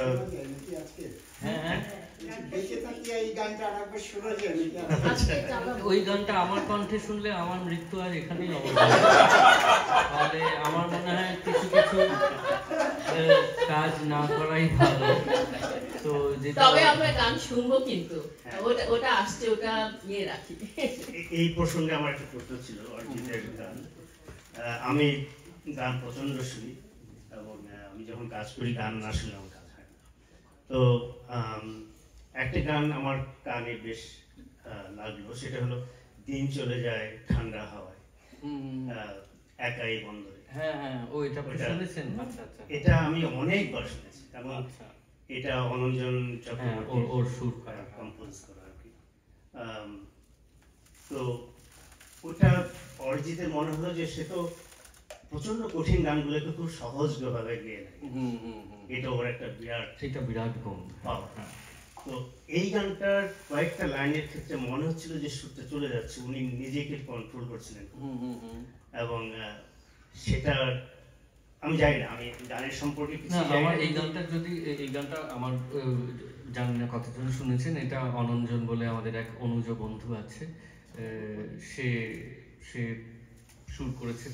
তার পিতৃদেবকে আপনারা সবাই চিনবেন, পণ্ডিত অজয় চক্রবর্তী। তো অনঞ্জন তারই সুযোগ্য পুত্র। ও একটা গান সুর করে এবং আমাকে বলে যে শ্রীজাতদা এটা যদি লিখে দাও, এটা অরিজিৎ গাইবে। তো অরিজিৎ আমাকে তখন ফোন করে যে শ্রীজাতদা তোমার দিকে কিন্তু একটা মিসাইল যাচ্ছে, এই সুরটা আমি শুনেছি, এটাই যদি তুমি কথা লিখতে পারো তাহলে আমি মেনে নেবো যে হ্যাঁ তোমার ভালো অনুশীলন আছে, এখন তুমি সবকিছু সহজভাবে নাও না। তা আমি সুরটা শুনে দেখলাম তার স্ক্যানশন এত দুরূহ, এত দুষ্কর, এবং সুরকেও এমনভাবে খেলিয়েছে, ও বোধহয় সুর করার সময় ভাবেনি আমার আয়ুর কথা। মানে ও কেবল নিজের কি বলবো আর কি কথাই ভেবেছে। তো আমার দিকেও যেটা আসছে, তো তারপরে আমার এটা লিখতে সত্যি 2-2.5 মাস লাগে, কারণ সুরটা এত জটিল এবং এত জায়গায় তার পরিবর্তন আছে, এত বেশি ভেঙেছে সে সুরটাকে। সেটা আমি লিখি এবং তারপর অরিজিতেরও গাইতে কিন্তু মাস 2-2.5 লেগেছিল। কিন্তু আমার ধারণা ছিল না যে সুর আগে দেওয়া হয় তারপরে গান লিখতে বলা হয়। ক্ষেত্রে সুর আগে দেওয়া হয়। হ্যাঁ, আমরা বলি যে আমাদের কাজটা ওই মনিকারের কাজের মতো, যারা গহনা বানান, যে ওই একটা বড় গঠন তৈরি হয়ে গেলে তার মধ্যে ছোট ছোট পাথর কেটে ঠিক সেই আকারের পাথর কেটে বসিয়ে নকশাটাকে তৈরি করা, ওই রকমই আমাদের কাজ। কারণ বেশিরভাগ ক্ষেত্রে কি হয়, সুর আগে চলে আসে। হ্যাঁ, খুব যদি থিমেটিক গান হয়, বিষয়ভিত্তিক গান হয়, যেমন ধরুন ফেলুদার শিষ্য সঙ্গীত, সেখানে যেহেতু কথা প্রধান একটা জিনিস, বা এমন কিছু যেখানে কথাটা আগে লিখলে সুবিধে হবে, কেবল সেখানেই আমাদের সেই ছাড়টা দেওয়া হয়। বাকি সময় সুরকাররা আগে সুর তৈরি করেন, তারপরে আমরা লিখি। এক্ষেত্রেও আগে সুর তৈরি হয়েছিল, এবং দেখো আলোয় আলো আকাশেও সুর আগে এসেছিল। তো সেইটা আমরা যারা লিখতে আসি, আমাদের এই কারিগরিটা আগে শিখে নিতে হয়, যে সুর তোমাকে দেওয়ার পরে সেই অনুযায়ী তোমাকে কথা লিখতে হবে। এবার আপনার দ্বিতীয় বইটা সম্বন্ধে দ্বিতীয় বইটাও একটা যুদ্ধের ফসল, কিন্তু বইটা ঠিক যুদ্ধ নিয়ে নয়। এই বইটার নাম বেড়ালের তালব্যস্বর, নামটা তো ধার করা বুঝতেই পারছেন। তো এটাও বলি যে এটাও আমার জীবনে সম্ভবত দুর্বার দেওয়া সবচাইতে চমকপ্রদ এবং অসামান্য উপহার। সেটা হচ্ছে বছর 2 আগে আমাদের ছাদের আলসে থেকে এক মার্জার শাবকের কান্নার শব্দ শোনা যেত রোজই।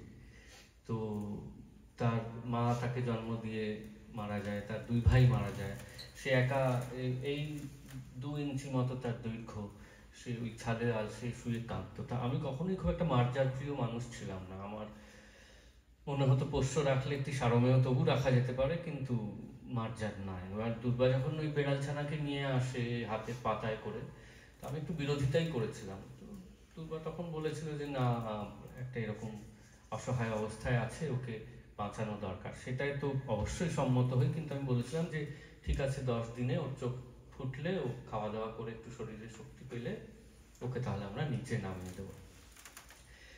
ওই 10 দিনে আমাদের পৃথিবী বদলে যায়, আমাদের দুজনের পৃথিবী, এবং চিরতরেই বদলে যায়, আমূল বদলে যায়। 10 দিন পরে আমরা বুঝতে পারি যে ওকে নামালে আমাদেরও নেমে যেতে হবে ওর সঙ্গে, কারণ আমরা ওকে ছাড়া থাকতেই পারছি না। তো তারপরে 2 বছর কেটেছে এবং এই 2 বছরে খুব স্বাভাবিকভাবেই যা হয়, যাদের বাড়িতে বিড়াল ছানা আছে তারা জানবেন, কুকুররা যেমন অনেক নির্ভরশীল, অনেক অসহায়, বিড়ালরা ঠিক মাসখানেক নেয় বাড়ির মালিকানা পেতে। ওরা নিয়ে নেয় এবং মাসখানেক পরে বুঝিয়ে দেয় যে আপনি আশ্রিত এবং আপনি ওর হুকুম তামিল করার জন্য আছেন, আপনাদেরও রেখেছে বিনা মাইনে, কিন্তু তাতেও আপনার জীবন উদ্ধার হয়ে যাচ্ছে।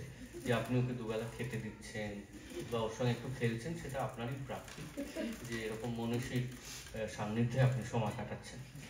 এবং কুকুরের মতো তারা সারাক্ষণ গায়ে গা ঘেঁষে থাকে না। ওই দিনে ওই যেভাবে সব গুরুরা দর্শন দেন যে ওই 10:35 থেকে 10:47 উনি দাঁড়াবেন, সেই সময় আশীর্বাদ দিতে হবে।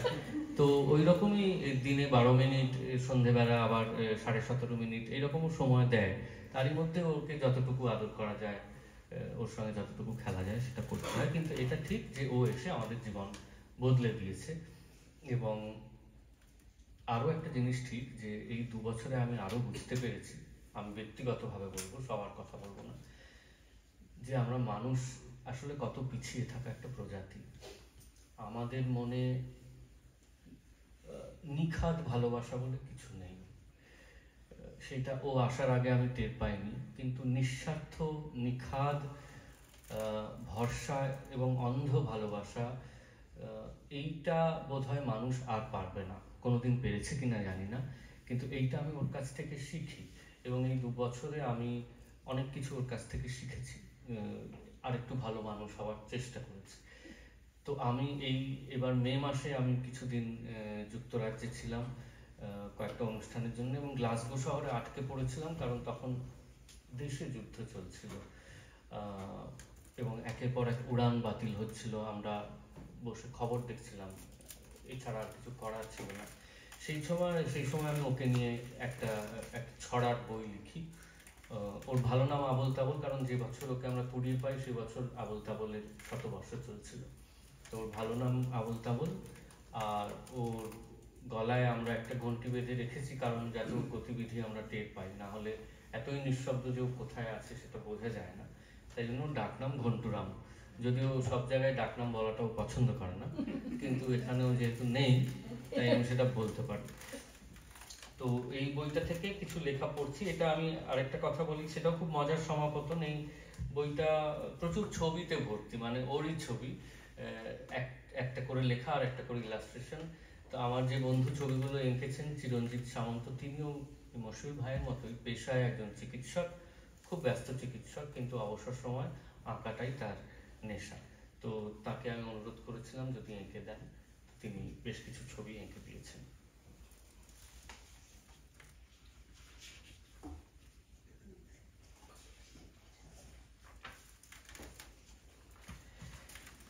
এই লেখাটার নাম মালিক।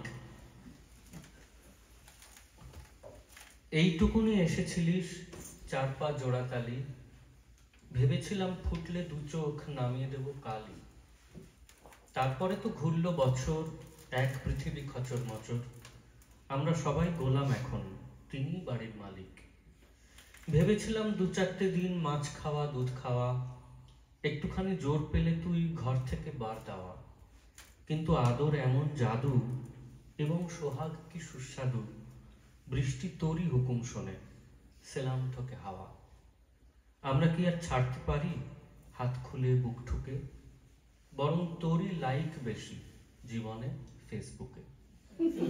একরত্তি একটা ছানা, দুষ্টু এবং মিছরি দানা, পায়ের কাছে ফেরত আসে গায়ের গন্ধ শুঁকে।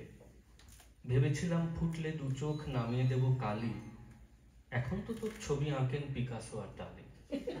দূরে গেলেই 2 চোখ ভেজায়, তোষামোদেই দিন চলে যায়, সরকারে যে থাকুক আমার আছেন মজনতালি।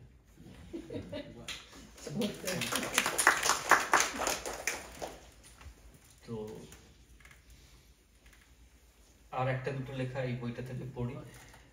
এই লেখাটার নাম ভাগ্যিস। এটা দুর্বাকে উদ্দেশ্য করেই লেখা। ভাগ্যিস তুই এনেছিলি তুলে ঝড় বৃষ্টির থেকে, নইলে এমন শুকনো বয়সে কোথায় পেতাম একে। ভাগ্যিস তুই কোলে নিয়েছিলি তুলতুলে ছোট প্রাণী, আমাদের চেয়ে ওই বেশি ভালো। আদরিয়া অভিমানী।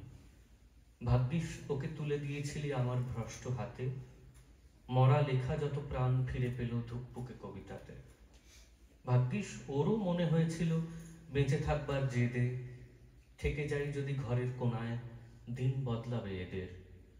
ভাগ্যিস আজও এই পৃথিবীতে ওদের ধর্ম বাঁচে, যেখানে যা জিতি সব হেরে যায় ভালোবাসবার কাছে।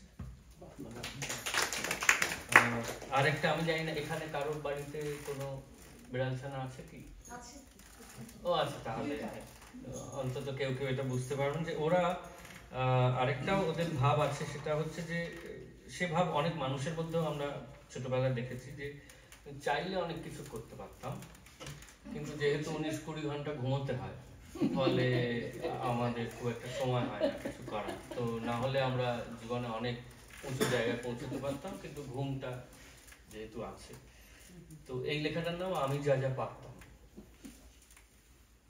গান যদি গাইতাম হতাম করিম খান, বুক অফ রেকর্ডসেও নাম দিত লিমকা, কিন্তু অনেক কাজ অন্য।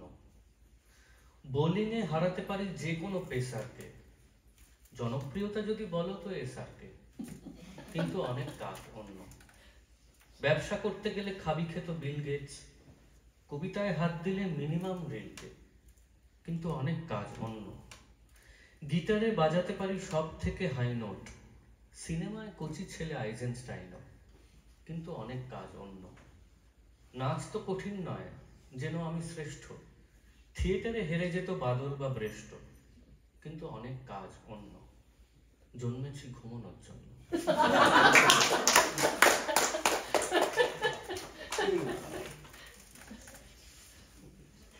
আমাদের জন্ম যদি তাই হতো। আরেকটা লেখা পড়ি, পুষ্যি, এটা পড়ে তারপরে আড্ডায় চলে যাব। ধর্ম কি তার জাগতে থাকা, বর্ণ কি তার সোহাগ, ভাষ্য কি তার আলতো ডাকা, মিয়াও নামের দোহা। লক্ষ্য কি তার একটু খাবার, অনেকখানি আদর, রাষ্ট্র কোথায় মা আর বাবার বিছানা আর চাদর। কি রাজনীতি একটি দলের, বাড়ি বিধানসভা, কোন দপ্তর রোদে জলে কদর পাওয়া সবার। আমরা বাঁচি গায়ের জোরে, ওরাই জীবন ছাকে, সবার বাড়ি একটি করে পুষ্যি যেন থাকে।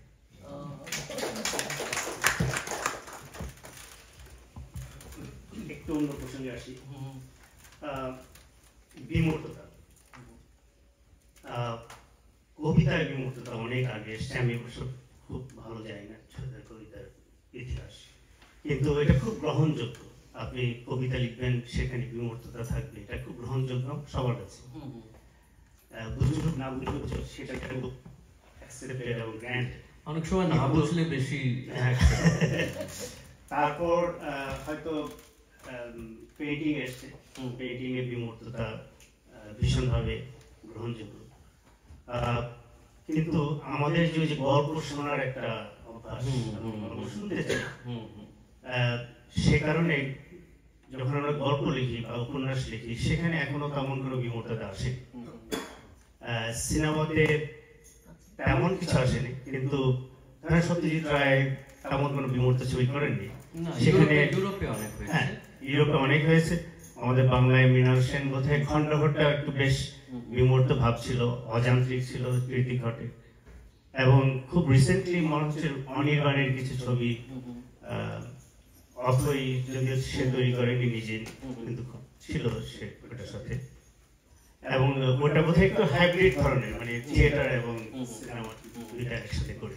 তো এই সিনেমাতে যে বিমূর্ততা এবং গল্প এবং উপন্যাসী বিমূর্ততা, এটা কেন গ্রহণযোগ্য কখনো হয়নি? সেটা কি কেউ লেখকরা চেষ্টা করেনি, নাকি ভয় পায়? যেটা আমার মনে হয়েছে যে একটা শ্রেণীর কাছে গ্রহণযোগ্য, কারণ যারা গদ্যে চেষ্টা করেছেন, আপনি যদি রবীন্দ্রনাথ ঠাকুরের সে পড়েন, সে পড়লে দেখবেন যে অসম্ভব বিমূর্ত একটা লেখা, বা রবীন্দ্রনাথের গান আমাদের শেষমেশ একটা বিমূর্ত ভাবনার কাছে নিয়ে যায়। আমরা ওর গানের কথা কি সবটা স্পর্শ করতে পারি না, অনেক সময় না বুঝে গায়, কি বলতে চেয়েছেন আজও বুঝতে পারি না হয়তো।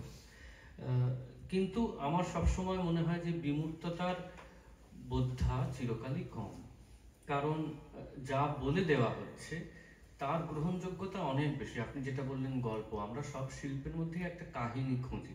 আমরা দ্য স্টারি নাইটের সামনে গিয়ে যখন দাঁড়াই আমরা তখন একটা রাতের কাহিনী খুঁজি, কিন্তু ওরই মধ্যে যে ভিনসেন্ট ওই আকাশটাকে বিমূর্ত করে ফেলেছেন, ওই ঘূর্ণনশীল নক্ষত্র এবং বস্তুপিণ্ড এবং ওই একটা আকাশ যে প্রবহমান, এটা যে কতটা বিমূর্ত একটা ছবির মধ্যে, সেটা তখন আমরা বুঝতে পারি না। আমাদের ওই রাতটাই আকর্ষণ করে। যখন পিকাসো আঁকেন বা যখন পল ক্লিয়ার আঁকেন তখন আমাদের মনে হয় যে এইটা তো এবারে খুব কঠিন হয়ে যাচ্ছে, আমরা বুঝতে পারছি না। বা যখন জাঁ-লুক গদার একটা ছবি তৈরি করেন বা কিসলভস্কি একটা ছবি তৈরি করেন, আমাদের তখন খুব কোথাও আঘাত লাগে যে এইটা আমার স্পর্শের বাইরে। আমার মনে হয় মূর্ত এবং বিমূর্তের সংজ্ঞাটা যুগে যুগে বদলেছে। মানে যখন পিকাসো শুরু করেন তখন পিকাসো বিমূর্ত ছিলেন, শিল্পের শাখায় তাঁর অন্তর্ভুক্তি হয়নি, কিন্তু এত বছর পর পিকাসোর কিন্তু একটা অন্তর্ভুক্তি হয়েছে।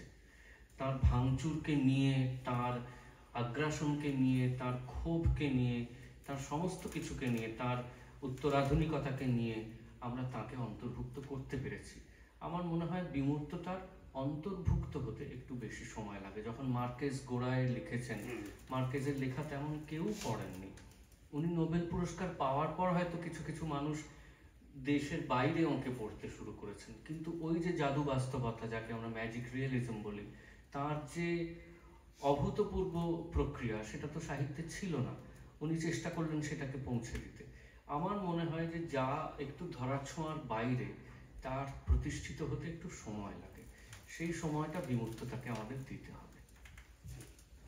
আচ্ছা, আমি অ্যাকচুয়ালি বলতে চাচ্ছিলাম যে আমাদের এখানে আমরা খুবই সৌভাগ্যবান যে আমাদের এখানে বিশিষ্ট কিছু কবি আছেন, লেখক আছেন, সঙ্গীত শিল্পী আছেন। তো আমি আসলে জানতে চাচ্ছি যে আপনাদের কোনো প্রশ্ন আছে কিনা। তার আগে আমি বলি, একটা প্রশ্ন যদি থাকে যে কখন শেষ হবে, তাহলে আর 20 মিনিটে শেষ হবে। এই প্রশ্নটা এটা খুব সংখ্যাগুরু প্রশ্ন, সবার মনে থাকে, কেউ বলতে পারে না যে কখন শেষ হবে, কিন্তু 8 মিনিট 20-তে আমরা শেষ করবো।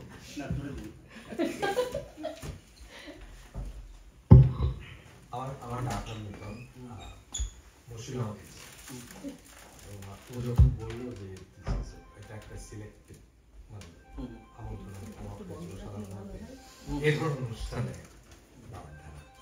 আমার বাড়ি মানুষই বুঝতে পারছেন যে আমি খুব লিটারেলি লেভেলে আমি খুব সরল মানুষ, এবং আমি নিজে পড়াশোনা করে খুব বেশি জটিল হতে পারি, অন্তত লিটারেলি।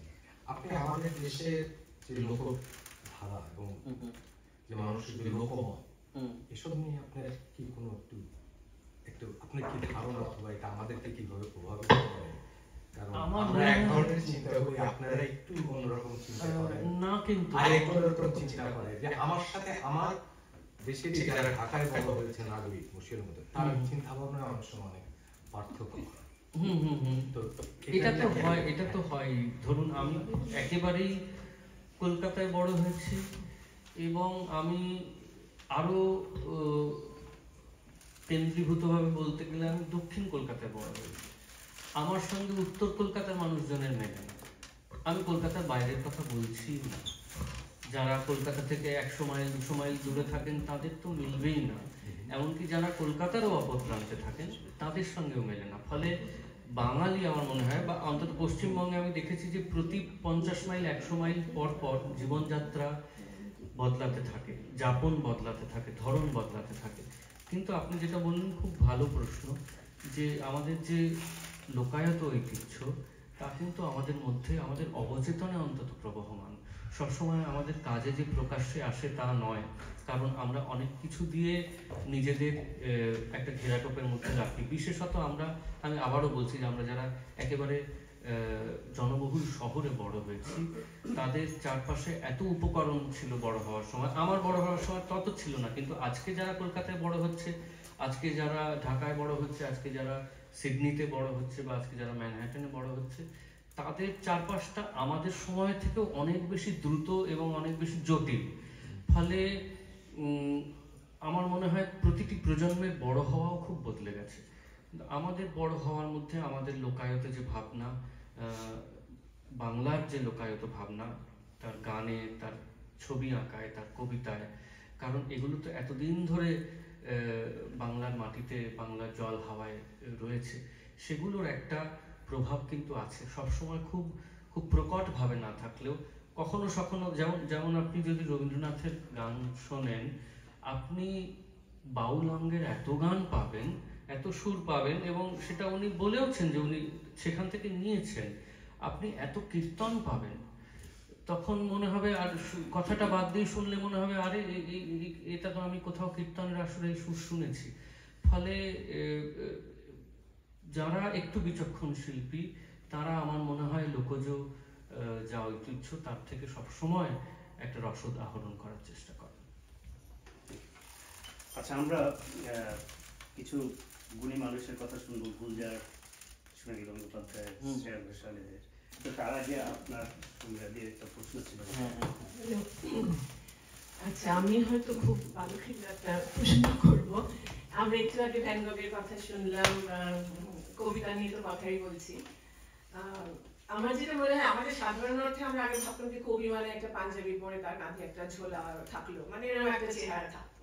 কিন্তু আমি যদি একটু ভেবে বলি, তাহলে মনে হয় আমি কবিদের মধ্যে একটা অস্থিরতা কাজ করে, মানে সবসময় যেটা ভ্যান গগের যে বা শিল্পী যিনি আর কি, সেটা আমিও ওই আমস্টারডামে ওইটা দেখে এসেছিলাম। ভ্যান গগের মানে অদ্ভুত তার ওই চিঠিগুলো, তার থেকে তার যে অস্থিরতা, তার যে একটা অদ্ভুত খানিকটা হঠকারী একটা নিজের প্রতি, সেইগুলো প্রকাশ পায়। আমরা কবিদের মধ্যেও দেখেছি খুব ভাবে বলতে গেলে শক্তি চট্টোপাধ্যায়, আমরা দেখতাম যেখানে সমতলের মধ্যে এগিয়ে পড়ে আছেন বা ওইখানে একটা অদ্ভুত একটা পরিবেশের মতো লিখছেন। কিন্তু তার সঙ্গে তুলনা করলে আপনার কি মনে হয় অনেক সেভাবে না ধরলে আমি বলবো সুশীল, আর মানে সবার কথা বোঝার চেষ্টা করেন, বা এবং আপনার ব্যবহারে আপনি খুব পরিশীলিত মতো আর কি। হ্যাঁ, তো সেইটা কি আপনাকে কোনোভাবে রেস্ট্রিক্ট করা যায়? যে কবিরা রবীন্দ্রনাথ মনে হয় যতদূর জানি উনিও অনেকটাই উনি খুব নিয়ম মেনে এবং নিজের মধ্যে উনি খুব কন্টেন্ট ছিলেন আর কি, মানে ওইভাবে ভীষণভাবে হঠকারী বা কোনো রকম ওই ধরনের প্রকাশ আমরা দেখিনি। তো যেসব কবিরা এরকম হন বা লেখকরা, তারা কি তাদের সেই হঠকারী বা একটা ভীষণ একটা তাদের মধ্যে টানা পড়ে সেই প্রকাশটাকে তারা কোনো অবদমিত করে রাখেন? তাদের মনে হয় যে সেরকম করতে পারলে হয়তো ভালো হতো, কিন্তু আমি সমাজে আছি বলে আমি করতে চাইছি না, সেরকম মনে হয়? খুব ভালো প্রশ্ন। প্রথমে বলি যে আমি কিন্তু পাঞ্জাবি পরি, আমি গরমকালে পাঞ্জাবি পরি, কিন্তু এই আবহাওয়ায় আমার পাঞ্জাবি পরার সাহস নেই, কারণ আমি দেশে ফিরেই আবার ডিসেম্বর অব্দি পাঞ্জাবি পরবো। কিন্তু এটা খুব ভালো প্রশ্ন। আসলে কি হয়, অনেক সময় কি হয় যে মানুষের প্রতিভা থেকে তার যাপনটা বেশি আলোচিত হয়। যেমন ভ্যান গগের ক্ষেত্রে হয়েছে যে প্রতিভা তো আলোচিতই, কিন্তু এই যে তার এই উন্মাদনা, বারে বারে অ্যাসাইলামে ভর্তি হওয়া এবং গণিকালয়ে যাওয়া এবং বাড়ি ছেড়ে চলে যাওয়া, এগুলো এত বহুল আলোচিত। কিন্তু পশ্চিমের একটা সুবিধে হচ্ছে যে সে জীবনযাত্রার বাইরে এনে মানুষটাকে দেখতে পারে। পিকাসো তার জীবনে ভীষণ সেই অর্থে শৃঙ্খলের মধ্যে যে ছিলেন তা নয়, তো কিন্তু আমরা আজকে তার ছবিটাই দেখি। আমাদের বাংলার একটা আমার মনে হয় বৈশিষ্ট্য বা সমস্যাও হতে পারে, সেটা হচ্ছে আমরা যাপনকে অনেক বেশি গুরুত্ব দিই। আমরা শক্তি চট্টোপাধ্যায় কি লিখেছেন এটাও যারা জানেন না, আমি আমাদের কথা বলছি না, অনেকে আছেন যারা শক্তি চট্টোপাধ্যায় হয়তো কবিতা তেমনভাবে পড়ে ওঠেননি, কিন্তু তারা এইটা জানতেন যে শক্তি চট্টোপাধ্যায় কিরকম দিন কাটাতেন। তারা ঋত্বিক ঘটকের 7টা ছবির মধ্যে হয়তো একটা দেখেছেন, কিন্তু ঋত্বিক ঘটক যে সেই অর্থে সমাজবদ্ধ জীবন একটা কাটাতেন না, সেইটা তাদের খুব মনে হয়েছে। বা আমার মনে হয় জীবনানন্দের কবিতার চেয়েও এই যে তার বারে বারে চাকরি ছেড়ে চলে যাওয়া এবং একটা অদ্ভুত মৃত্যু, যে মৃত্যুর কোনো নজির নেই আর কোথাও আগে পরে, সেটা তাকে আমাদের বেশি ভাবায়। আমার মনে হয় যে নিজের মধ্যে ওই ধরনের জীবনযাত্রার স্ফুরণ থাকলে কেউ সেটাকে দমিয়ে রাখতে, অবদমিত রাখতে পারে না। আর রাখার কোনো কারণও নেই। আমার মনে হয় যে আমরা জীবনযাত্রায় না হলেও লেখায় অনেক সময় এমন অনেক কিছু, আমি নিজেই অনেক কিছু করেছি যেটা আমার জীবনে অনেক বিপন্নতা ডেকে এনেছে। এমন অনেক ঝুঁকি নিয়েছি যা আমার এবং আমার পারিপার্শ্বিকের মানুষজনকে অনেক শঙ্কার মধ্যে দিয়ে নিয়ে গেছে। তাহলে তো সেগুলোও না করলে হতো। কিন্তু আমার মনে হয় আমি অন্তত যেভাবে ভাবি সেটা হচ্ছে যে এই ঝুঁকিটা শিল্পে নেওয়া আরো জরুরি জীবনের চেয়ে। কারণ জীবনে সকলে ঝুঁকি নিতে পারেন এমন মানসিকতা এবং খুব পরিষ্কারভাবে এমন স্বাস্থ্য সবার থাকে না। হ্যাঁ, আমি যদি শক্তি চট্টোপাধ্যায় বা সুনীল গঙ্গোপাধ্যায়ের মতো 1 মাস কাটাই, আমাকে কোনো একটা হাসপাতালে নিয়ে যেতে হবে, কারণ সেটা আমার স্বাস্থ্যে সেটা অনুমতি দেবে না। কিন্তু আমি লেখার মধ্যে ঝুঁকি নেওয়ার চেষ্টা করতে পারি, তার মধ্যে অনিয়ম আনতে পারি, তার মধ্যে ভাঙচুর আনতে পারি, এবং সবচেয়ে বড় কথা হচ্ছে যে আমি অন্তত নিজেকে যেটুকু বুঝি যে আমরা এদের মানে 2000 মাইল 3000 মাইলের মধ্যে আসার মতো প্রতিভা আমরা কেউ নই। ফলে আমি যতই যাই করি, আমাকে দিনের শেষে ওই আমার লেখাটাই লিখতে হবে। তো আমি ছোটবেলা থেকে এরকমই ছিলাম, এখন বুড়ো হয়েছি এইভাবে। তো আমার মনে হয় এটাই আমার স্বভাব। বাড়িতেও ছোটবেলায়ও আমি আছি কি নেই সেটা বোঝা যেত না, কারণ আমি খুব একটা কথাবার্তা বলতাম না, কেউ না ডাকলে সাড়া দিতাম না, দুষ্টুমি খুব একটা করতাম না। ফলে সেই স্বভাবটা আমার মধ্যে থেকে গেছে। আবল তাবলের সাথে মিল আছে বলতে হবে। হ্যাঁ, খুবই খুবই মানে ও অনেকটাই বাবার মতো হয়েছে নাকি বাবা ওর মতো?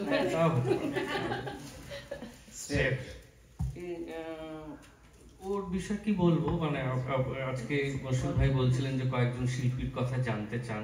আসলে শিল্পী হিসেবে খুবই বড় মাপের, মানে আমি যেটুকু বুঝি গান বাজনা, অরিজিৎ এবং শ্রেয়া দুজনেই আমাদের খুব সৌভাগ্য যে আমাদের সময় ওরা কাজ করছে, এত নিপুণভাবে নিষ্ঠার সঙ্গে কাজ করছে, এবং একটু বাড়তি গর্ব তো হয় দুজনে বাঙালি বলে। মানে সেটা চেপে রেখে কোনো লাভ নেই, মানে কিছু কিছু শ্লাঘা আমার মনে হয় একটু প্রকাশ করা ভালো।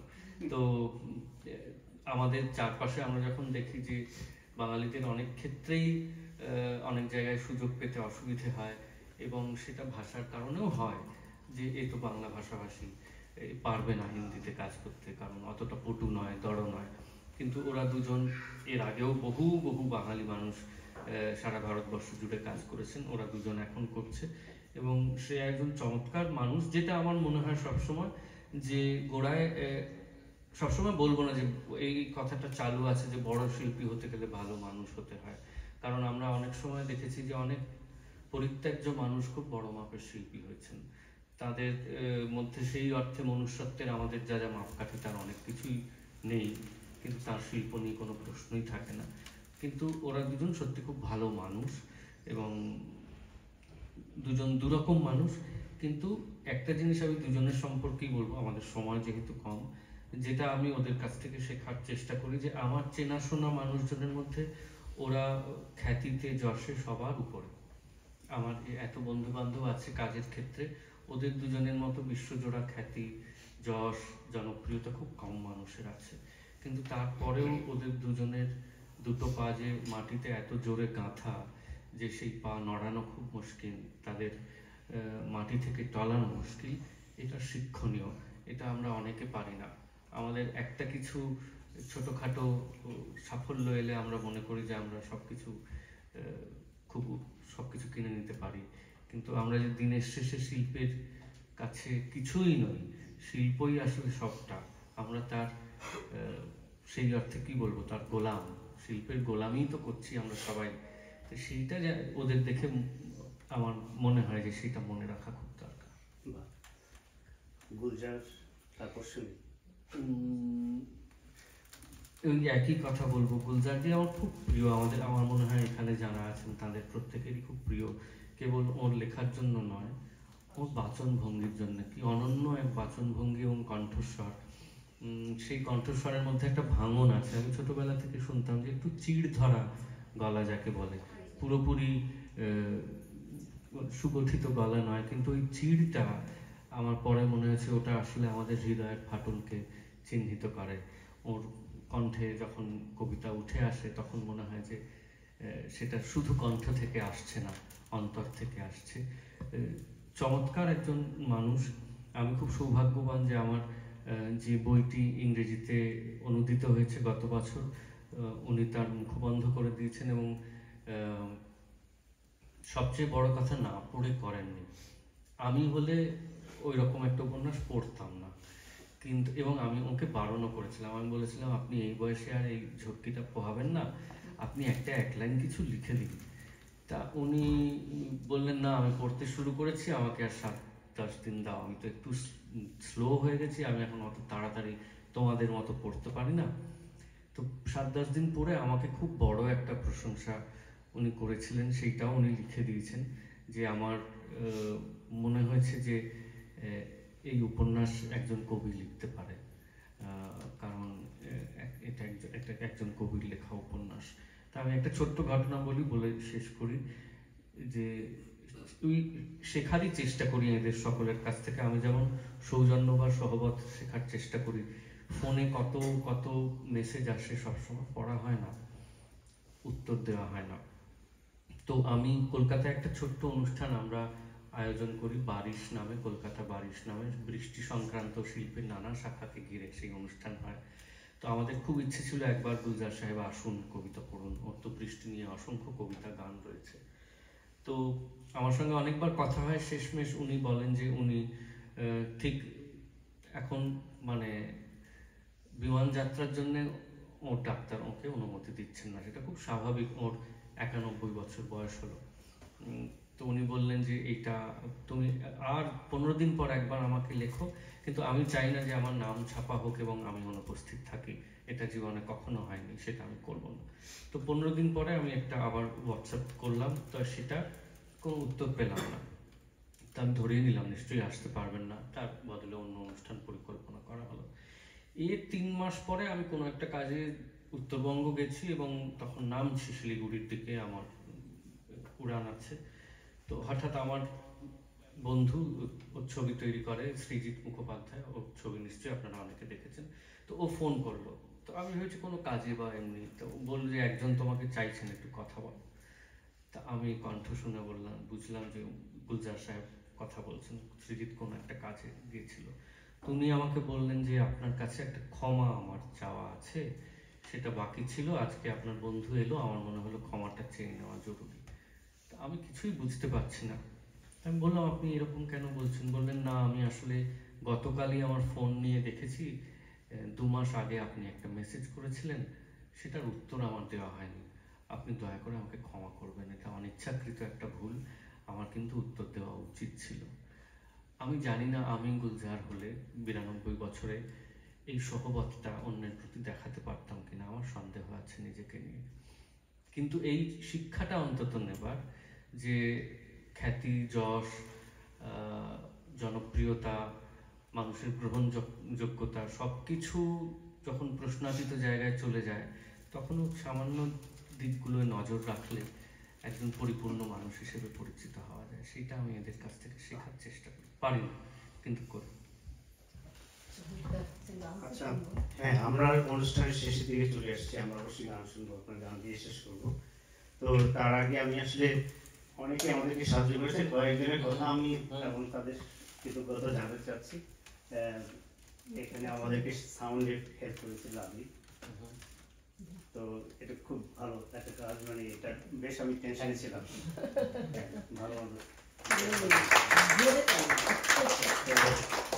তারপর প্রিয়াঙ্কা আমাদের চটপুর বানিয়ে নিয়েছে, এবং আদনান ও আমার খালাতো ভাই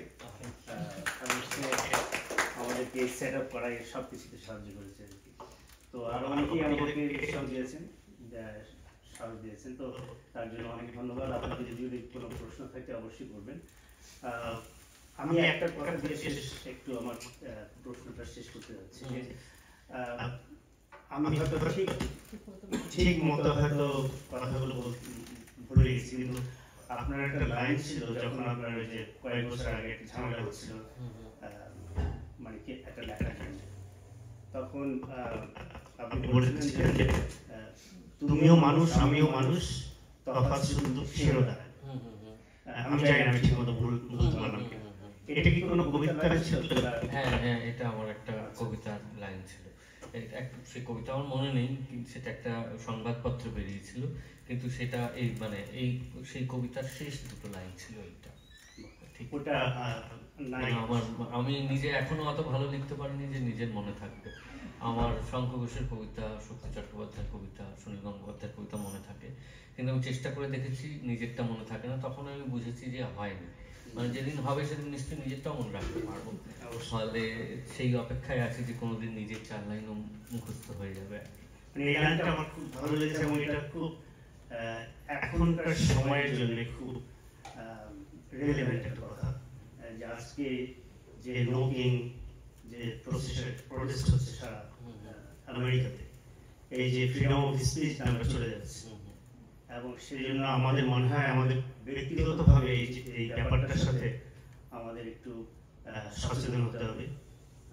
সোশ্যাল মিডিয়াতে আমরা এখনো ভয় পাই, এখন তো শুনছি যে সবাই ট্র্যাক করে, হ্যাঁ আমাদের ভয় পাওয়ার অনেক কারণ আছে। তারপরও মনে হয় আমরা যদি না বলি, আমাদের সমাজে আমাদের যদি এই কথাগুলি যদি আমরা সাহস নিয়ে না করি, তাহলে আর কি লাভ হলো বেঁচে থেকে। তো ওইটা আমার খুব, আপনার লাইনটা আমার দারুণ লেগেছে, মানে আমিও মানুষ তুমিও মানুষ, তফাৎ শুধু শিরোধায়। অনেক ধন্যবাদ। আমরা তো আড্ডার শেষ প্রান্তে এসেছি। আমি একবার সকলকে ধন্যবাদ জানাই এখানে হাজির হওয়ার জন্য। আমি জানি যে কবিতার শ্রোতা সারা পৃথিবীতেই খুব বেশি নয়, কিন্তু অনেক সময় শিল্পের কাছে সংখ্যার চেয়ে সম্পর্ক বেশি গুরুত্বপূর্ণ। তো এই যে একটা সম্পর্ক স্থাপিত হলো, আপনারা এলেন, শুনলেন, উৎসাহ দিলেন, প্রশ্ন করলেন, সংযোগ তৈরি করলেন, এগুলো আমাদের সাহস বাড়ায়, আর কিছুই না। মানে আমাদের মনে হয় যে পুরো সময়টা হয়তো বৃথা যাচ্ছে না, হয়তো এমন কিছু একটা করছি যার জন্য মানুষজন কথা বলছেন। সেইটুকু ভরসা দেওয়ার জন্য আপনাদের কৃতজ্ঞতা জানাই প্রত্যেককে। আর আমার অকুণ্ঠ ভালোবাসা অ্যানি ভাবি এবং মশিউল ভাইয়ের প্রতি সাফিও আছে। ওরা খুব কম সময় আমাদের আত্মীয় হয়ে উঠেছেন, সেটাও খুব বিরল একটা ঘটনা আজকের পৃথিবীতে, কারণ সেটা হওয়া মুশকিল। আর আমার 2 আত্মীয় এখানে এসেছেন দূর থেকে, দুর্বার মাসি এবং দুর্বার বোন। তারা আমাকে এবারে এবার বস্তায় পুরে নিয়ে চলে যাবে। তো ওদের তো এই আত্মীয়তার সূত্রেই এই মহাদেশের সঙ্গে আমার পরিচয়, কিন্তু তারপরে অনেক অনেক বন্ধু তৈরি হয়েছে। কিছু বন্ধুত্ব থেকেছে, কিছু বন্ধুত্ব থাকেনি, সব বন্ধুত্ব তো শেষ অবধি থাকে না। তো আমার মনে হয় যে এই দুজন মানুষের সঙ্গে আমাদের যে বন্ধুত্ব স্থাপিত হয়েছে তা শেষ দিন পর্যন্ত থাকবে, এটুকুই আমরা চাইবো, সেটা আমাদের প্রাপ্তি হবে। আপনি শেষ করার আগে কি একটা প্রশ্ন করতে পারেন? হ্যাঁ, নিশ্চয়ই। এই যে আপনি একটা জিনিস বলছেন, এটা আগে আমি জানতাম না, যে সুরটা আগে হচ্ছে, তারপরে আপনি কথাটা লিখছেন। তো এক্ষেত্রে ধরেন যে আমি একটু লোকগীতি বেশি শুনি, আমি 2টো মানুষের কথা যদি বলি, ধরেন শাহ আব্দুল করিম অথবা দূরবীন শাহ, ওনারা বলছেন যে ওনাদের কাছে কথাটা মুখ্য, সুরটা প্রয়োজন, কিন্তু কথাটা উনি যেটা বলতে চাচ্ছেন এটাই মুখ্য। তা আপনার কি মনে হয় না আপনাকে সুরটা আগে করে দিলে একজন কবি হিসাবে আপনার যে বলার শব্দটা এটাকে নিয়ন্ত্রণ করা হচ্ছে? হ্যাঁ, নিশ্চয়ই। আপনি খুব ভালো প্রশ্ন। একটা কথা বলি যে লোকজ গানের ক্ষেত্রে আপনি শুনে দেখবেন যে সুরের কিন্তু বিরাট বৈচিত্র্য নেই। আপনি যদি 200 গান শোনেন, আপনি 20টা ধরন চিহ্নিত করতে পারবেন, ওরই মধ্যে 200টা গানের সুর ঘোরাফেরা করছে। তো ফলে যখন গান কথা প্রধান হয়ে ওঠে, বক্তব্যই তার প্রাণ, তখন সুরকে অত সামনে আনা হয় না। কিন্তু যে গান একই সঙ্গে সুর এবং কথাকে তুলে দিতে চায়, আপনি দেখবেন রবীন্দ্রনাথের অনেক গান কিন্তু সুর আগে করা, সুর আগে ওর কাছে এসছে, উনি পরে কথা লিখেছেন। এমন এমন গান যে গান পরে কথা প্রধানই হয়ে উঠেছে, কিন্তু সুর ওর কাছে আগে এসছে। আমাদের ক্ষেত্রে কি হয় যে ওই যেটা আপনাকে বললাম, যে কোনো একটা বিশেষ ভাবনাকে যদি প্রতিফলিত করতে হয়, তখন গীতিকারের উপর দায়িত্ব পড়ে যে তুমি এটা নিয়ে একটা গান লেখো, পরে সুর হবে। কিন্তু বেশিরভাগ ক্ষেত্রে সুরকারকেই আগে দায়িত্ব দেওয়া হয়, যাতে সুরের বৈচিত্র্যটাও বজায় থাকে, যে সুরটা আগে হোক, তারপর তার উপর লেখা বসবে। এবং এটা জানেন তো একটা বেশ মজার পরীক্ষার মতো, আমার মনে হয় যে তাতে গীতিকারেরও একটু কারিগরি ক্ষমতার পরীক্ষা হয়, পরখ হয়, যাচাই হয় যে সে এই প্রক্রিয়ার মধ্যে দিয়ে যেতে যেতে নতুন কিছু তৈরি করতে পারছে কিনা। তো সেইটা এত বছর ধরে করতে করতে এখন একটা অভ্যেস হয়ে গেছে এবং একটা নেশাও হয়ে গেছে যে নতুন একটা সুর এলে তাকে একটা নতুন কথায় সাজানো, এটার একটা আলাদা মজা আছে।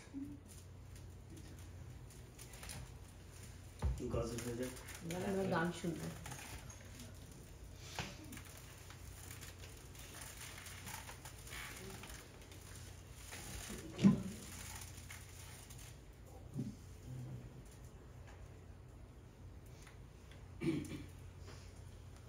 একটাই আজকে আমার খুব সুরেলা অবস্থা নয়।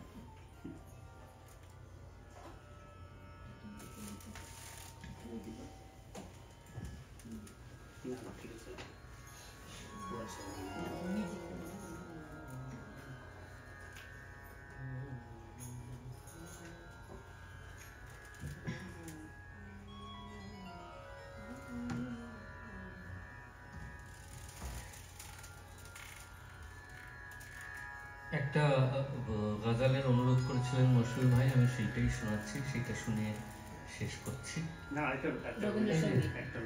রবীন্দ্রনাথের গানটা একটু বাড়াবাড়ি সাহস দেখানো হয়ে যাবে।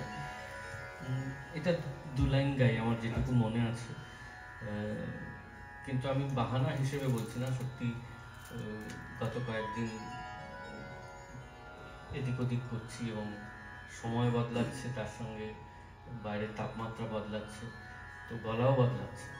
তো যে গলাটা গাইবো সেটা খুব সুখকর হবে না, তো আপনারা একটু সহ্য করে নেবেন।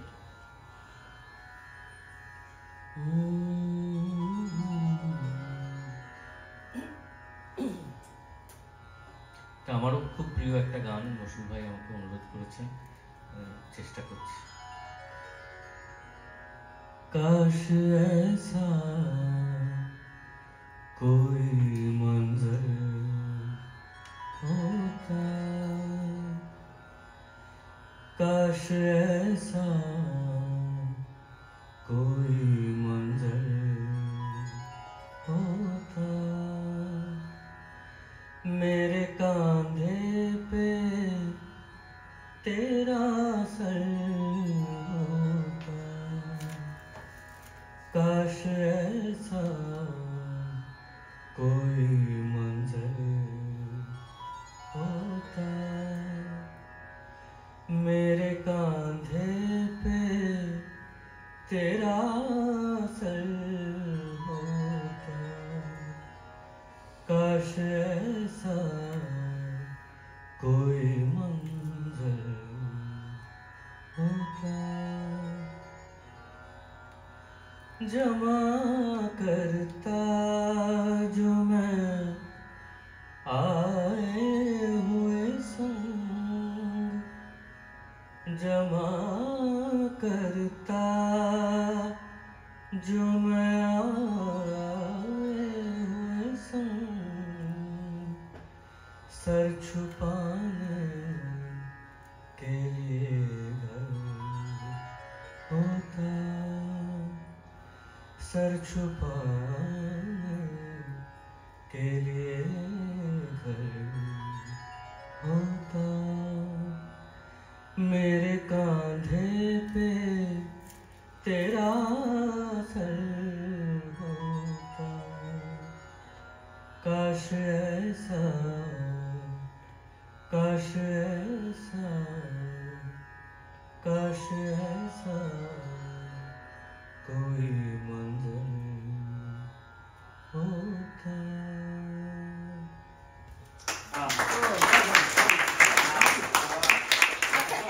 একটা গান শুনে কেমন করে শেষ করা যায়? আমার কথা ভাবো না, আমাকেও তো নিজের গান শুনতে হচ্ছে। একটু খারাপ না। আরেকটা আপনার গান, আপনার গান দেখুন, একটা দিকে আমি অন্তত একটা জিনিস বজায় করি, আমি খারাপ গীতিকারের গান গাই না। তো আমি রবীন্দ্রনাথের গান গাই, গালিবের গান গাই, অন্তত আপনি একটা জিনিস বলতে পারবেন যে হ্যাঁ গীতিকার সুরকার ভালো, মানে গেয়েছে জঘন্য কিন্তু এগুলো ভালো। কিন্তু আপনি কি বলতে চাচ্ছেন অরিজিৎ খারাপ গীতিকারের গান গায়? আমি যে বললাম অরিজিৎ মানুষ হিসেবে আমার চেয়ে অনেক উদার, ও অনেক কিছুকে ভিতরে নিতে পারে, ফলে ও একটু মার্জনাশীল দৃষ্টিতে হয়তো খারাপ গীতিকারদের গানও গিয়ে দেয়। কিন্তু আমি কেন তা করবো? আমার তো বাধ্যবাধকতা নেই। ফলে আমি ফয়েজ আহমেদ ফায়েজ এই রে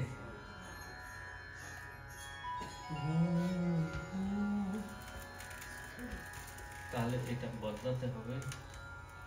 তাহলে ফয়েজ আহমেদ ফায়েজ রবীন্দ্রনাথে আজকে আর কারণ একদম অন্য মেজাজ, ওটা আরেকদিন শোনাবো।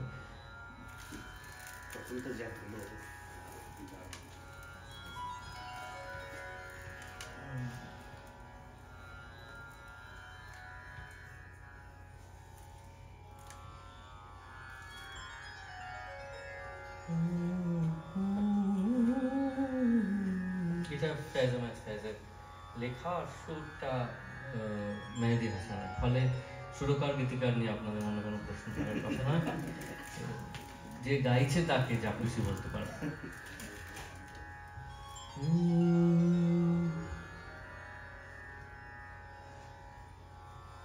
आए कुछ अब्र कुछ शराब, आए कुछ अब्र कुछ शराब, उसके बाद आए जो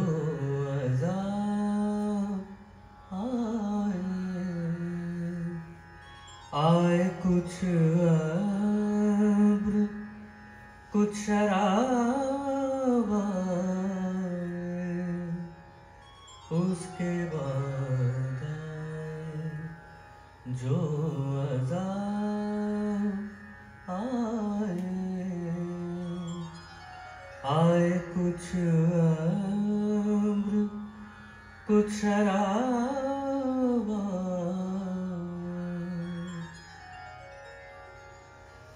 बामे मीना से महताब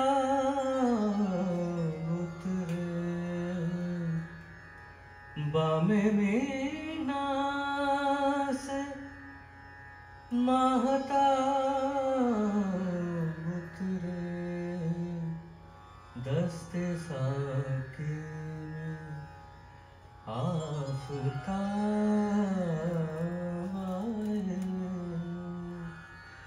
आए कुछ अब्र कुछ शराब,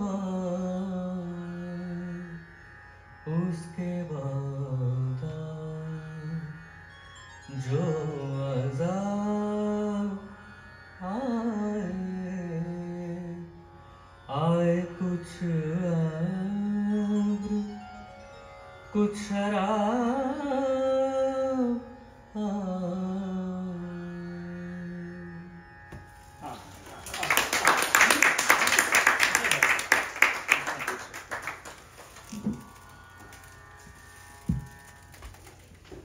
অনেক অনেক ধন্যবাদ।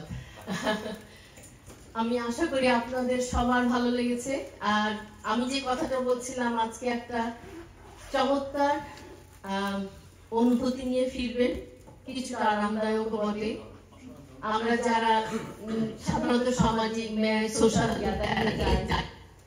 সবসময় কিন্তু আনন্দদায়ক অনুভূতি নিয়ে ফেরা হয় না, সেটা আমরা সবাই জানি। যাক, আজকে আবারও আপনাদের সবাইকে ধন্যবাদ জানিয়ে আমি এখানে শেষ করছি।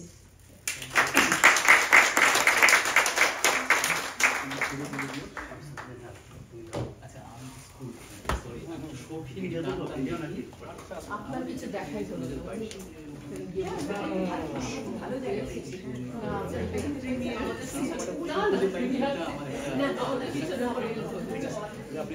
লজ্জা পাচ্ছি